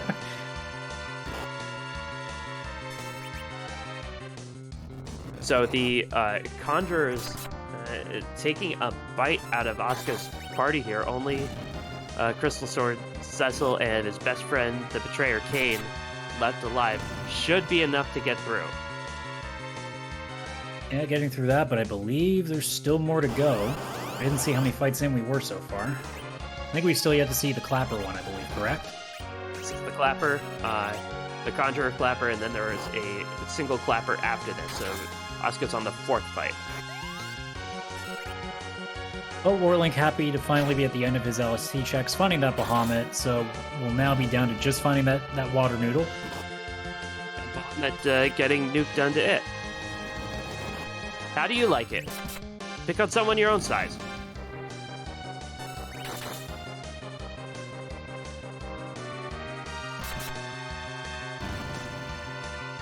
One more fight to go on Asuka's side, and then we'll see if Our coin flip key item might be popping in here.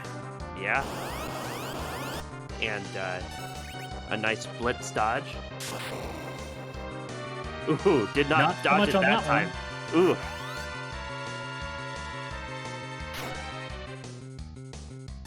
Warlink through Bahamut and is done with the LST forever.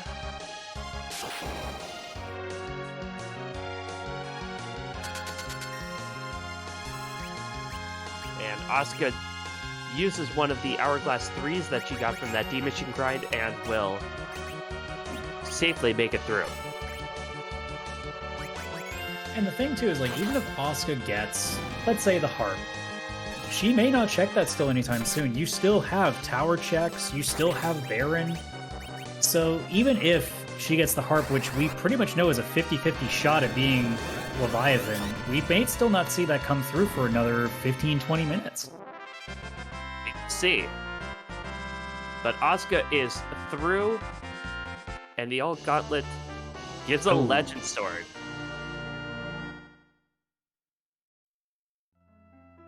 So potentially having to gamble one more time here with the Ogopogo, which, I mean, it's going to be a painful gamble. Yeah, it isn't so much a gamble as it is, well, you're down to it. And you're down here and you never want to come back down here again if you don't have to. But that Ogopogo, even at these levels, gonna be painful. And we see being discussed in the chat right now, a lot of people saying if they got, say, the harp or the Luca key, that they would go straight there to kind of follow that gamble at this point. And that's probably something that we might see Asuka do as well, just because, you know, at some point, if that's where your gamble is, if you get something that leads you somewhere else, you usually just follow that gamble and just hope for it. And I believe Asuka said before that, you know, when she's running a multi-person race, she likes to do that gamble. She likes to make the plays that other people aren't likely to make. So it would be very on brand for her. Oh, she was already gambling on the Cave of Monsters, so she showed it by continuing on with this Ogopogo fight. And Warlink seems to have decided that he's going to go further into this cave value as well, so we're definitely going to get pretty close to seeing one of those two key items. I think we might have to see one of them given how many checks are left. Has already checked just about every boss spot in the game, knows he's a key item short, so he's going to fight his way through these behemoths and will see what that Karate Man gives him.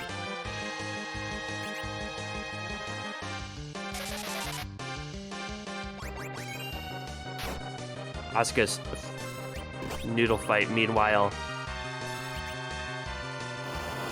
managing.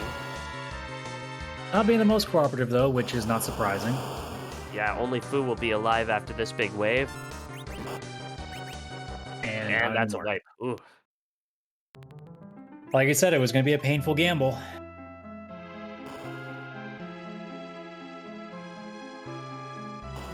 People wondering about the pan that is lighting up like a beacon in Warlink's tracker. Warlink picked up the pan, did not actually check it. Hasn't even checked Sheila 1. Do we remember where the pan came from? I'm trying to remember now. The pan came from... I thought I knew. I had it. I had it once. I think it was Tower of Zod. Which I think is going to be more work because Earth Crystal, if I'm not mistaken, was the Baron basement. So if Pan's that's a heck of a journey you still got to make too. Yeah, that's a chain in itself.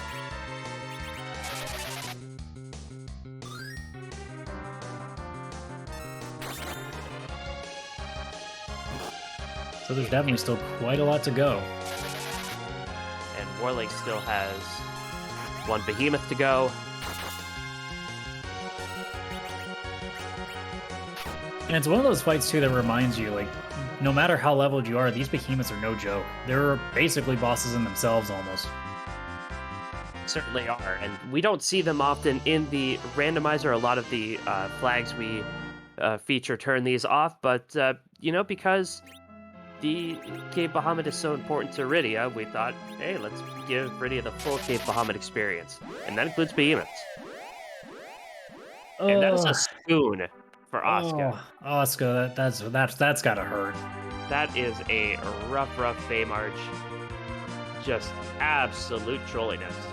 So I guess at this point, that's gonna leave potentially what's behind the pan checks, top of tower, or what we're probably gonna see very soon with Cave Bahamut. Now we're getting real close to finding out where it's ending.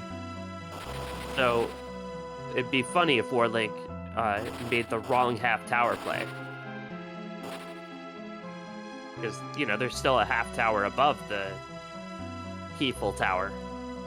I mean, given what's going on, and again, we still haven't seen anyone finish. I'm starting to wonder if Warling might be on the right path, because I'm just trying to think of like all the things that people wouldn't do. And it seems to be like the one that's the most work. Because you figure somebody, if they've gotten the pan, they would have checked it. That's the easy one. That's the freebie. Yeah, it comes at the end of a chain, but it's all stuff on the blue planet of this chain. It's gonna be very interesting. I'm trying to rack my brain about like the most likely scenario here. I feel like checking top of tower, unless you're just deciding not to do it because you don't want to deal with the boss right now. But I feel like that would be the most likely one that people would have actually gone through. So I feel like it might not be that, but that's just me grasping at straws here. Asuka has basically 2 chains to chase, and there's the Luca key for Warlink. And he resets. Oh, that could be big. Oh Luca key boy. isn't necessary to get a key item, but there's still a boss down there. Yeah, he's thinking key item rather than boss. Oh my goodness. And I think he just realized it too. Yep. He's going back in. He's going to have to go through all those behemoths again. Oh. If I'm guessing now, I think he's going. Oh, he's really for a loop now. You can tell he's frustrated now. Yeah, he's tilted. Because now it's at the boy. point. I thought he was going to consider resetting to go check the pan and get that done with now. Because if you're lucky, Harp is where the pan's got. Oh man. Yeah, he is completely. Yeah, he's a little all over the flustered place now. Yeah. That is a real heavy moment there, and I think that's probably what I'm correct in thinking is he's gonna say, you know what, I did this to me. Now I need to do the other checks that I got left here, and that also could include, say, the KO monsters fights, which oh boy, that would be rough too, knowing that that's nothing. Ooh. Yeah, the best thing he could do at this point, and it's not easy to do, but the best thing he could do at this point is just forget that Cave Bahamut even exists. What you need, it's not back there. At this point, you're checking pan. You might even have to go check top of tower now and just hope that you can find that harp. And he's going straight to the Land of Summon Monsters. Ooh. Which we know is the worst choice, which is just... You want to talk about everybody in the chat effing and feeling bad. Like, this is now getting even heavier now, knowing that this is now a colossal waste. Oh, man. Yeah, so... we know it's a waste, but in Warlink's position, he's got 2 checks down here. He's got 1 check at the top of the tower, and then he has the 2 pan checks. So this could be the beginning of a loop, and he has to feel like he has the levels to take care of these bosses, however annoying they are. So. Yeah, absolutely. And again, I'm saying it a waste because we know it is, but like, if you're having no knowledge of it, this is a very smart play to do because, again, how many people are going to be doing this check? And it's also just a case of, because he knows what those 2 bosses are and he knows they're a pain, like, you almost have to think, if it's that much work, it's got to be one of them. Like, you're just playing, like, not even odds so much. Sometimes you're just playing with, like, okay, what's the most likely thing that I would not like if it works? And you just pick that. Yeah. Well, we are an hour and 41 minutes in. We still have no finishers, and I don't know how much these runners check the eraser room while they're running, but at least we know that nobody has finished yet. Yeah, given how this flag set seems to be going, I'm pretty sure people, if they have a proverbial whiteboard, I'm sure there's been a lot of like erasing and readjusting all the checks because of just the amount of odd just directions that the seed is throwing people in. I do want to thank the roller of this seed, Xenocat. So if you were thinking of crossing them, don't do it. They can make your life miserable. But they bring much delight into our lives. So thank you to Xenocat. And thank you again to Ribbon Quest, our tracker, who has been doing a great job keeping track of all the items so that we can sound smart when we count them and say, hey, they have 10 key items. Absolutely. I think it's only fair that Xenocat is allowed to roll seeds like this. I mean, with the amount of work they put into all the music that we get in this game, yeah, I think it's okay. I accept this. Yes. I hope the Twin Harp actually guards that Leviathan somehow, and that the song is one that Xenocat worked really hard on. At this point, it feels like if harp is required, it should be a very angry song by the time we get to that point. Or a very trolly song. One or the other. It's either going to be for the runners or for Xenocat. One of the two. Are those pebbles that that were preventing the walls from caving in? Let's just call them a lot of small door stops, okay? Okay. Either that or the wall that was supposed to close in, it broke, and that's just like the part of the wall that just, completely messed up the switch. I think so. So there's that Earth Crystal. Quick, get building materials. So Asuka beelining right for it, so we know that's where the pan's going to be.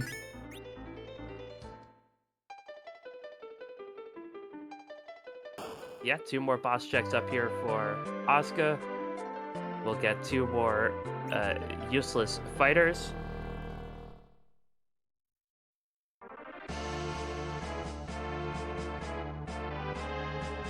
Meanwhile, Warlink clapping on and clapping off. Well, it clapped a little too hard there because got electrocuted in the process. Yeah. Getting through this series of fights a little cleaner than Asuka, but not too much.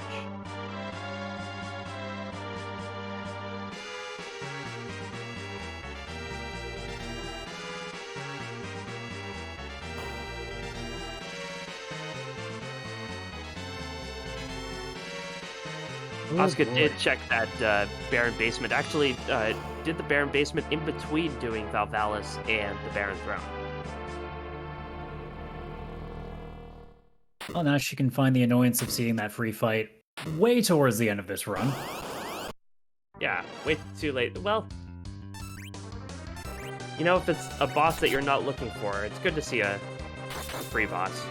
I mean, at the very least, if it's not what you're looking for, it's nice to at least have something easy to get through.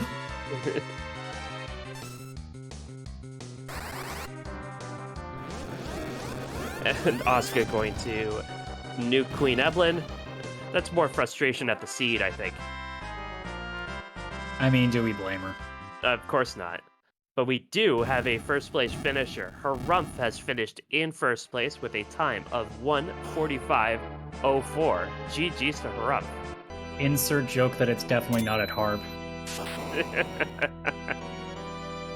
Although I feel like maybe it is now.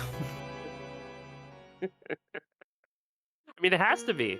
I mean, if it went that long in Harumph, oh man, this would be okay. We need this to be Harp now. Yes, Leviathan at Harp.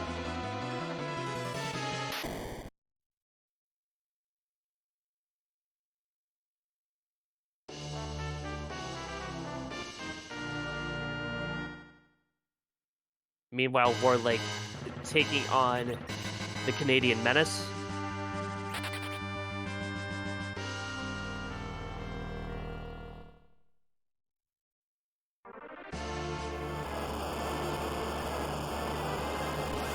So it's really going to come down to, I assume both of them might check pan immediately after this fight.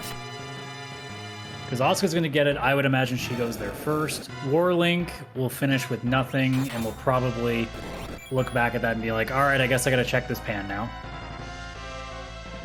I think Warlake would check the top of the tower while he's underground. But yes. Yeah, unless the Sylph maybe gives, because I'm trying to think, did Warling at least do the Sylph check? No, I believe not. Or no, yes, he did. He did. It didn't have anything. And he also did Sheila 1, but he didn't not complete the pan check.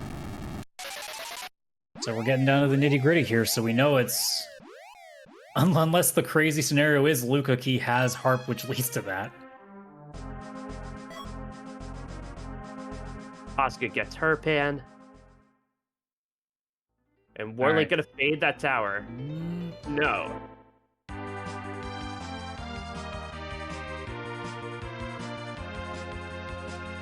Yeah, you can tell the gears are really turning with our runners right now. Just the amount of loops they've been thrown for. Warlake is doing something very heads up. Leaving a safety save in front of that tower is going to check the pan first. Now, if we assume top of tower is where Harp is, does Asuka even do the super cannon or just go gambling? Ooh. I think Asuka doesn't know where the Luca Key is yet. I think Asuka would take on the super cannon room. Probably, yeah. I mean, with how late it is, it's hard to say, because you're wondering how long it's been in the seed, and you figure super cannon would be a gimme. Well, she's going to super cannon first anyway. Oh, and that's a pink tail. So we know Warling didn't hit the Sylph yet. So that answers that question, but that doesn't answer us anything else, because we still don't know where the Twin Arm is. And skipping the tower again still. So probably just checking that freebie, and then I imagine tower would be the next option. Yes. And we'll have to decide whether he wants to reset out of an adamant armor if Sheila doesn't give anything here. Or gives a magma key. I mean, it's a coin flip at this point, really, so... Right?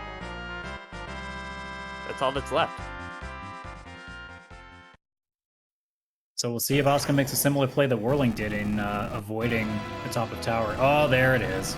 That's a twin harp. All right. So Warling, after resetting out, without that Luca key, is now going to be walking all the way to Cave Magnus and just praying that it's there. So what other bosses are left? What other bosses haven't we seen? No, we haven't seen a Mom Bomb yet. We haven't seen Mom Bomb. We haven't seen Antlion.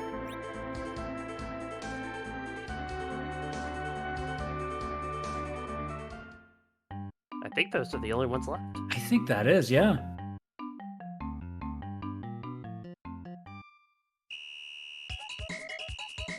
Can't believe Antlion isn't in Antlion's home on the moon.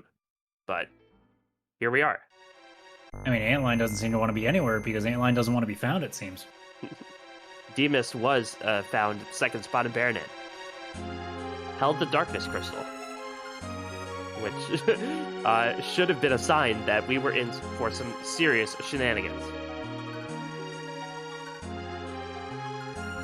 So at this point, Asuka's going to find out that Super Can't left nothing. She did the exact same strategy that Warling did. So now she's going to be in the spot of going, do I go back to the tower, do I check the pan? And she is opting for the pan.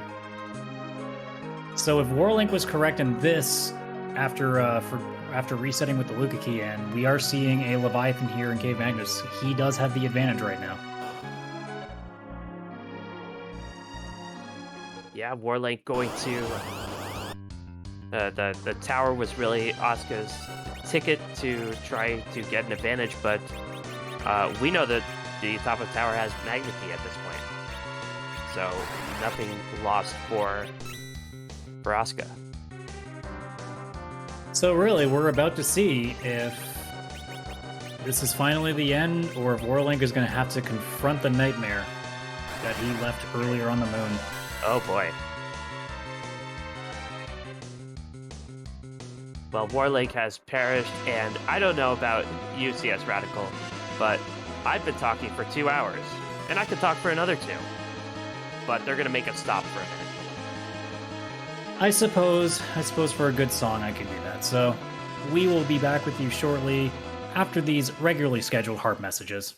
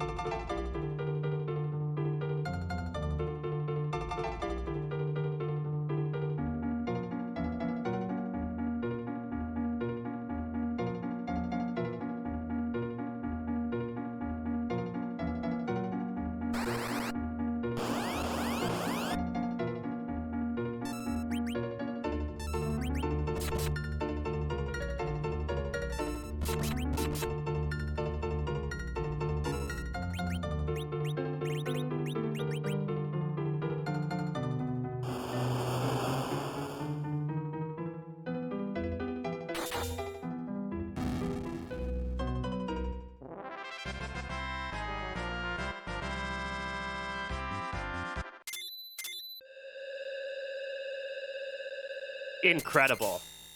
Sephiroth, One-Winged Angel is required. I gotta say, even though we're all happy that this is what it was, I'm surprised that this is the steps that had to be taken for our runners to get done. And it's wow. You know that the seed throws you for a loop when a pan leading to a harp ends up being the one that solves it. And Morling, through the absolute relief that it's not going back to Cave Value, doing a little bit of dance around the altar of the Dark Elf to finally get out of here. As Warlink exits out and as Asuka enters, and we'll get a rendition, and I think we'll be delighted to be quiet for another rendition of One-Winged Angel from Final Fantasy VII. Dipwood has finished in second place with a time of 1:51:56, and Tybalt has finished in third with a time of 1:53:57. GG's to them. Unbelievable that Harump gets first place on a seed that he was forced to check the harp. That is just poetic in the best. Absolute best. You know, I wouldn't want to spend a Sunday evening doing anything else. Well, there's one more thing we still have to do, is we have to leave you folks one more time, as we have a certain silver-haired individual's theme that we have to go through one more time as Warlink prepares to, well, I guess, forget which way he was going, but getting to the pass. We will see you guys shortly. Yeah, push up on your lap.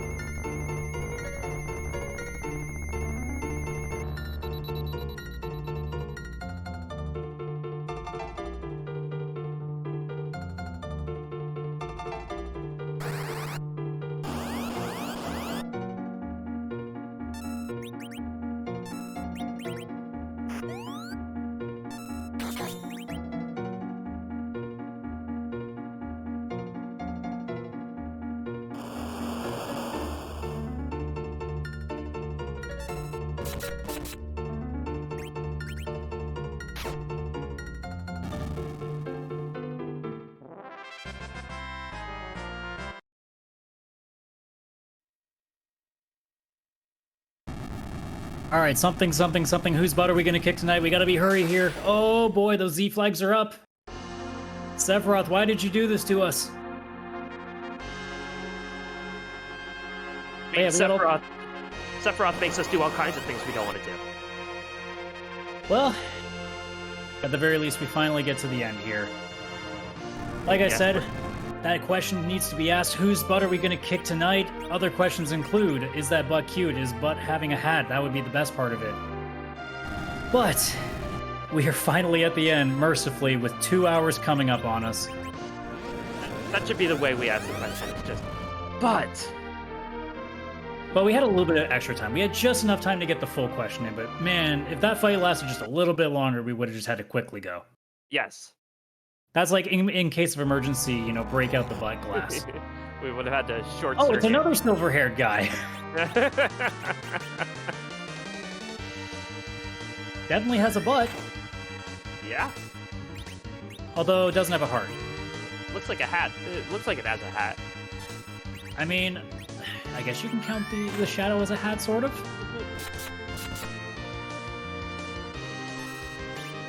Well, after everything that Warlink has been through, Z's almost going to be academic at this point. Got to throw out the Silk Web to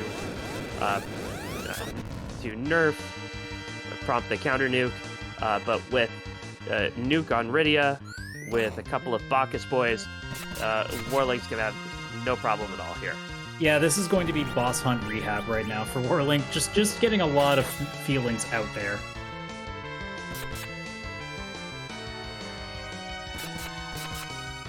Oscar will be very much the same. Although most of that frustration is going to come off of that first D-Machine grind that didn't go so well. Yeah. Both of them have their own reason to take some vengeance out here on the sea. It's not like you need any more reason, but any reason is a good reason. Well, especially in this run, there's some pretty big reasons for sure. We're like doing Bafo damage and nuking with both Rydia and Fu. Yeah, the damage rolls are just flurrying by. Like you said, this is probably not going to be a lot of trouble. I mean, there could be some things to sour this a little bit, kind of make you do a couple of lives here and there to kind of make them calm down, but for the most part, this is pretty uneventful, and you're just going to be rinsing through.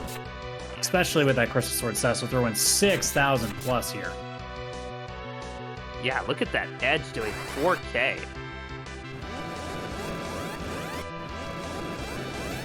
Double nuke, double Bacchus. You love to see it.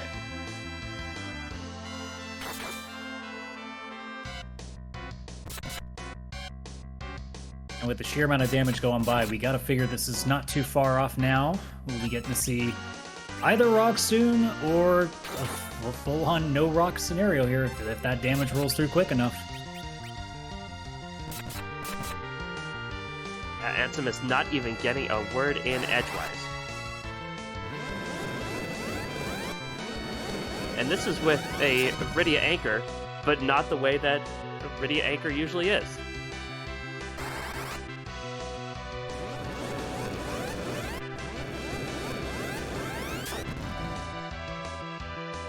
Asuka into her Z fight, going to see the white hair for herself.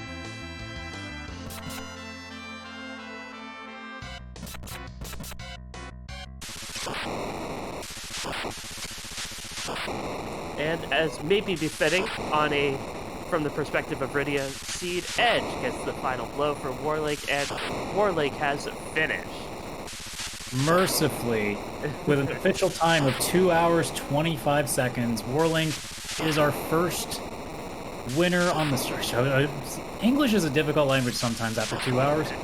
Is our first finisher on this restream race. Asuka will not be far behind, and we hope to get an interview with Warlink shortly if he chooses to do so.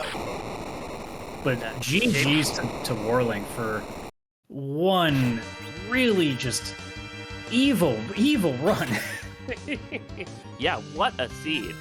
What a seed we had, and Warlink just beaten to 4th place by Jay Brunter, who finished with a time of, it's getting covered up for me, 1:58.51, and Gemini finishes in 6th place with a time of 2 hours and 26 seconds, so almost an exact second apart. Yeah. Literally off by what looks like 4 thousandths of a second from being just a literal second apart. So very, very close.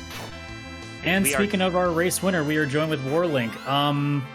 How relieved are you right now that it wasn't Luca Key? Show of hands, who's here had a heart attack when I reset out of that Luca Key? Oh boy. After I realized, oh boy. After I realized that, I said something from a popular video in which went, statement I cannot say on stream, and then you done mess up a run, and I went full tilt, and it's like, okay, if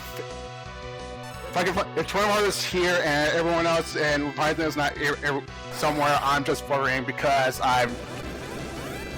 that's a dumb move on my part, and I don't want to go through those three hero fights for the free Yang, and then realize, oh, it's either Antlion or Bomb down there, so well, we were just glad that's paid off. Well, we were starting to wonder because with how long it was taking for all of our runners to get through the seed, there was that part of me that's going, oh no, it might actually be there. That's what I thought, because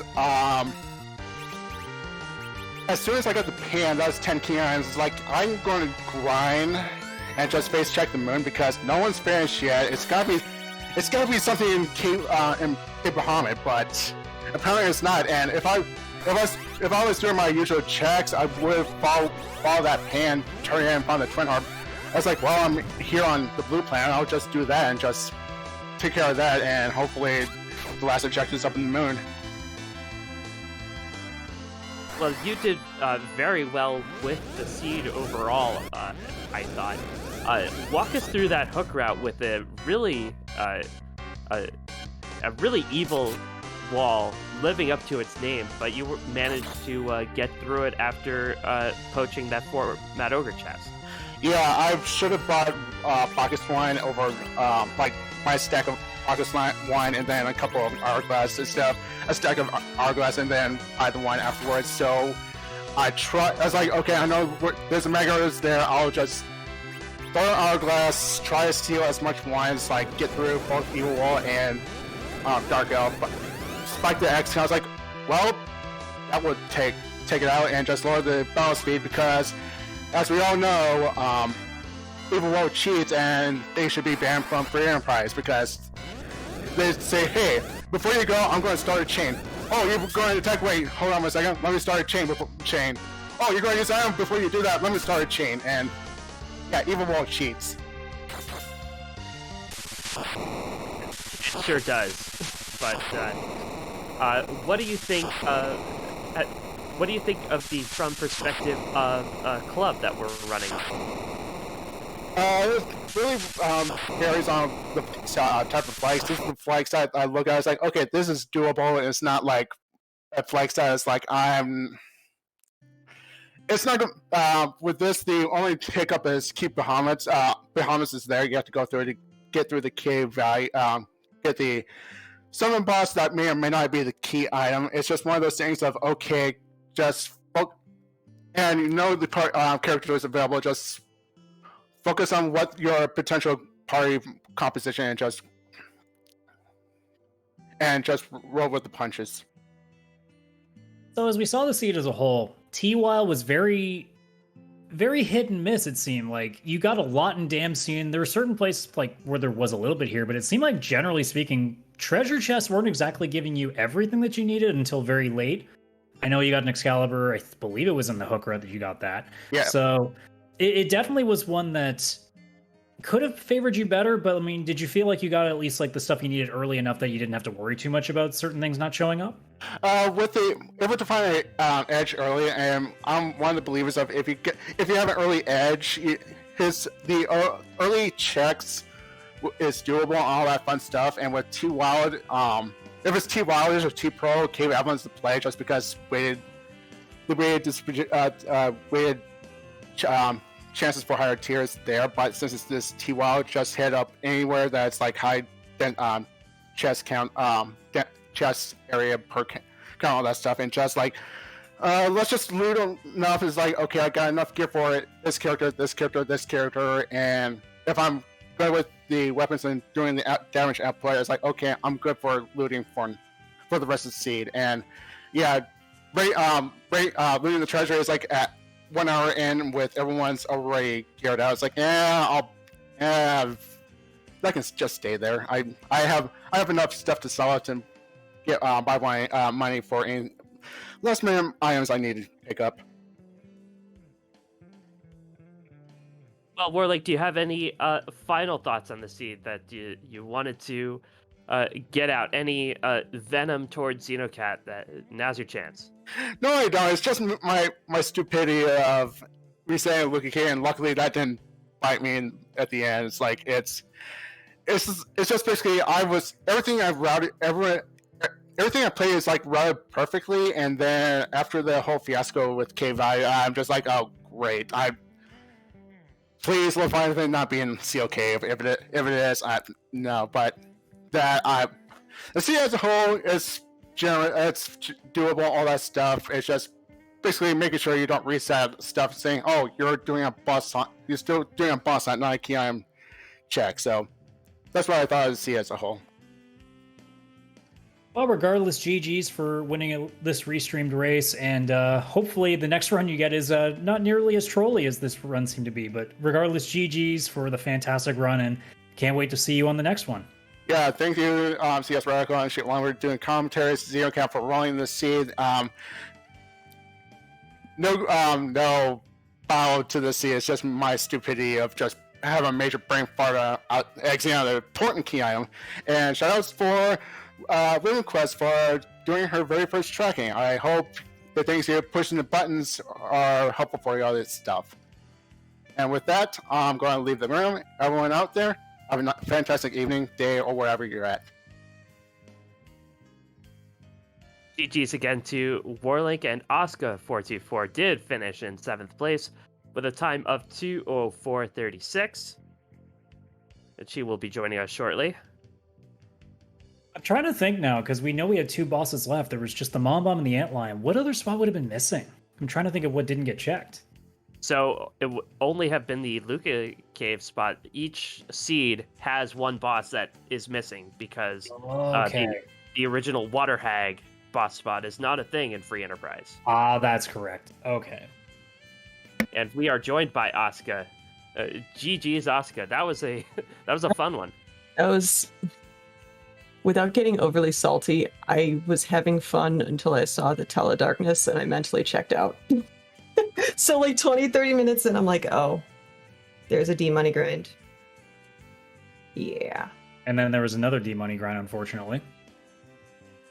That honestly, that's because I was just like, I'm very much team no grind. Like I actively thumb my nose at the whole controller down, nuke the world, grind early, grind often silliness. So I just like, I wasn't even. I actually pulled up a YouTube video and watched a review on a Neil Breen movie during that first D-money. Well, Ribbon Quest is the right idea. Ribbon Quest is the right idea, though. You were just kindly demonstrating the D-money grind for all the puffs, you know? Like, you gave us 2 good cracks at seeing what happens. I didn't even realize I died until I was like, oh. I guess I should pay attention. I can't go into autopilot just yet. But no, the thing is, I love boss hunts. I think boss hunts are the most fun thing in Free Enterprise because it's the most wild, or it can be the most wild, and it can be the rudest, and it's not like, it really isn't skill-based, and that's what I love about it. Because if I have to do a skill-based thing, I'm going to lose every time. But if I can do something absolutely wild, like a boss hunt, and find something hilarious, awesome. And it's like, oh. But now I can't, like, I like the struggle. And then Talon ruined it. I don't know if you noticed in Baron Inn, I literally, with my Eddie, I stopped and looked at the camera. That was me going, really? Really? Fine, Yeah. I'll take the dumb dude person. Well, that Baron Inn was Rydia's entire life story in a single room as well, because Demas was the second boss, and the package was the reward there. What do you think of the conceit of the club here, from the perspective of what do you think of the flags in general? I really do. It's a nice spin on things. There's enough variance for the different characters where, like, you get radically different stuff every flag set. I hate that I couldn't eat Rydia, and I almost bought a coffin just for my own peace of mind. But but yeah, no, I do like it. I think it's definitely a good club that everyone should partake in, especially if they want something different each week. So we were talking earlier about, say, the chests not being as cooperative as they could have been, except for Damsian. I want to ask though more about your decision to go gamble on the Cave of Monsters. With those two fights being as difficult as they were, was that something you were just like, you know what, I've got the levels to go through it? And then after that, how frustrating is it to do a gauntlet like that, proverbially, I guess metaphorically and literally, and then coming up basically with nothing because they were two really difficult fights that didn't really give you much.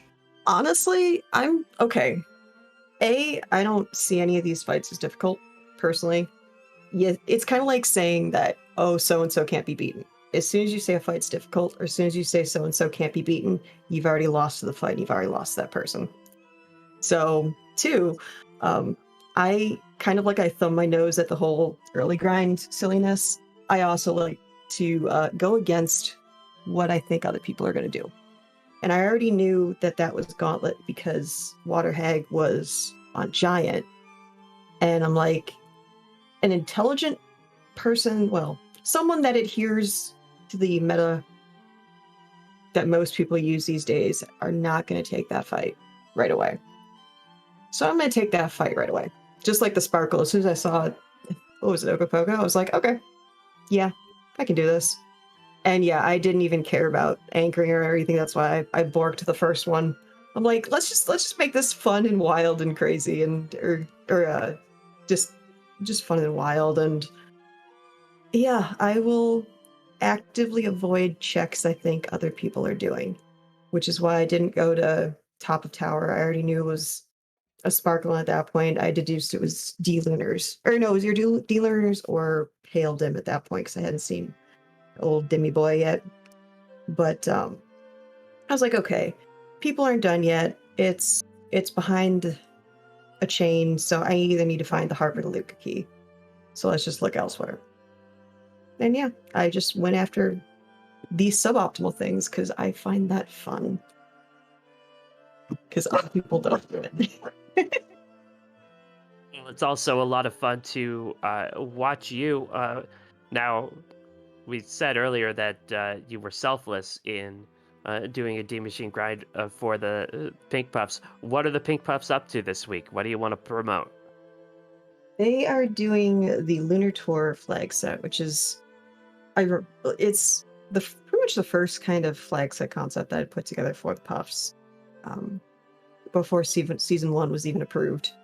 And it's they have one item to go mode, and that's Darkness Crystal, and then they have to go fight all the boss spots on the moon. So the 5 LST altars and cave value. Now, I know that there can be some real dumb up there, so they get 1 mulligan.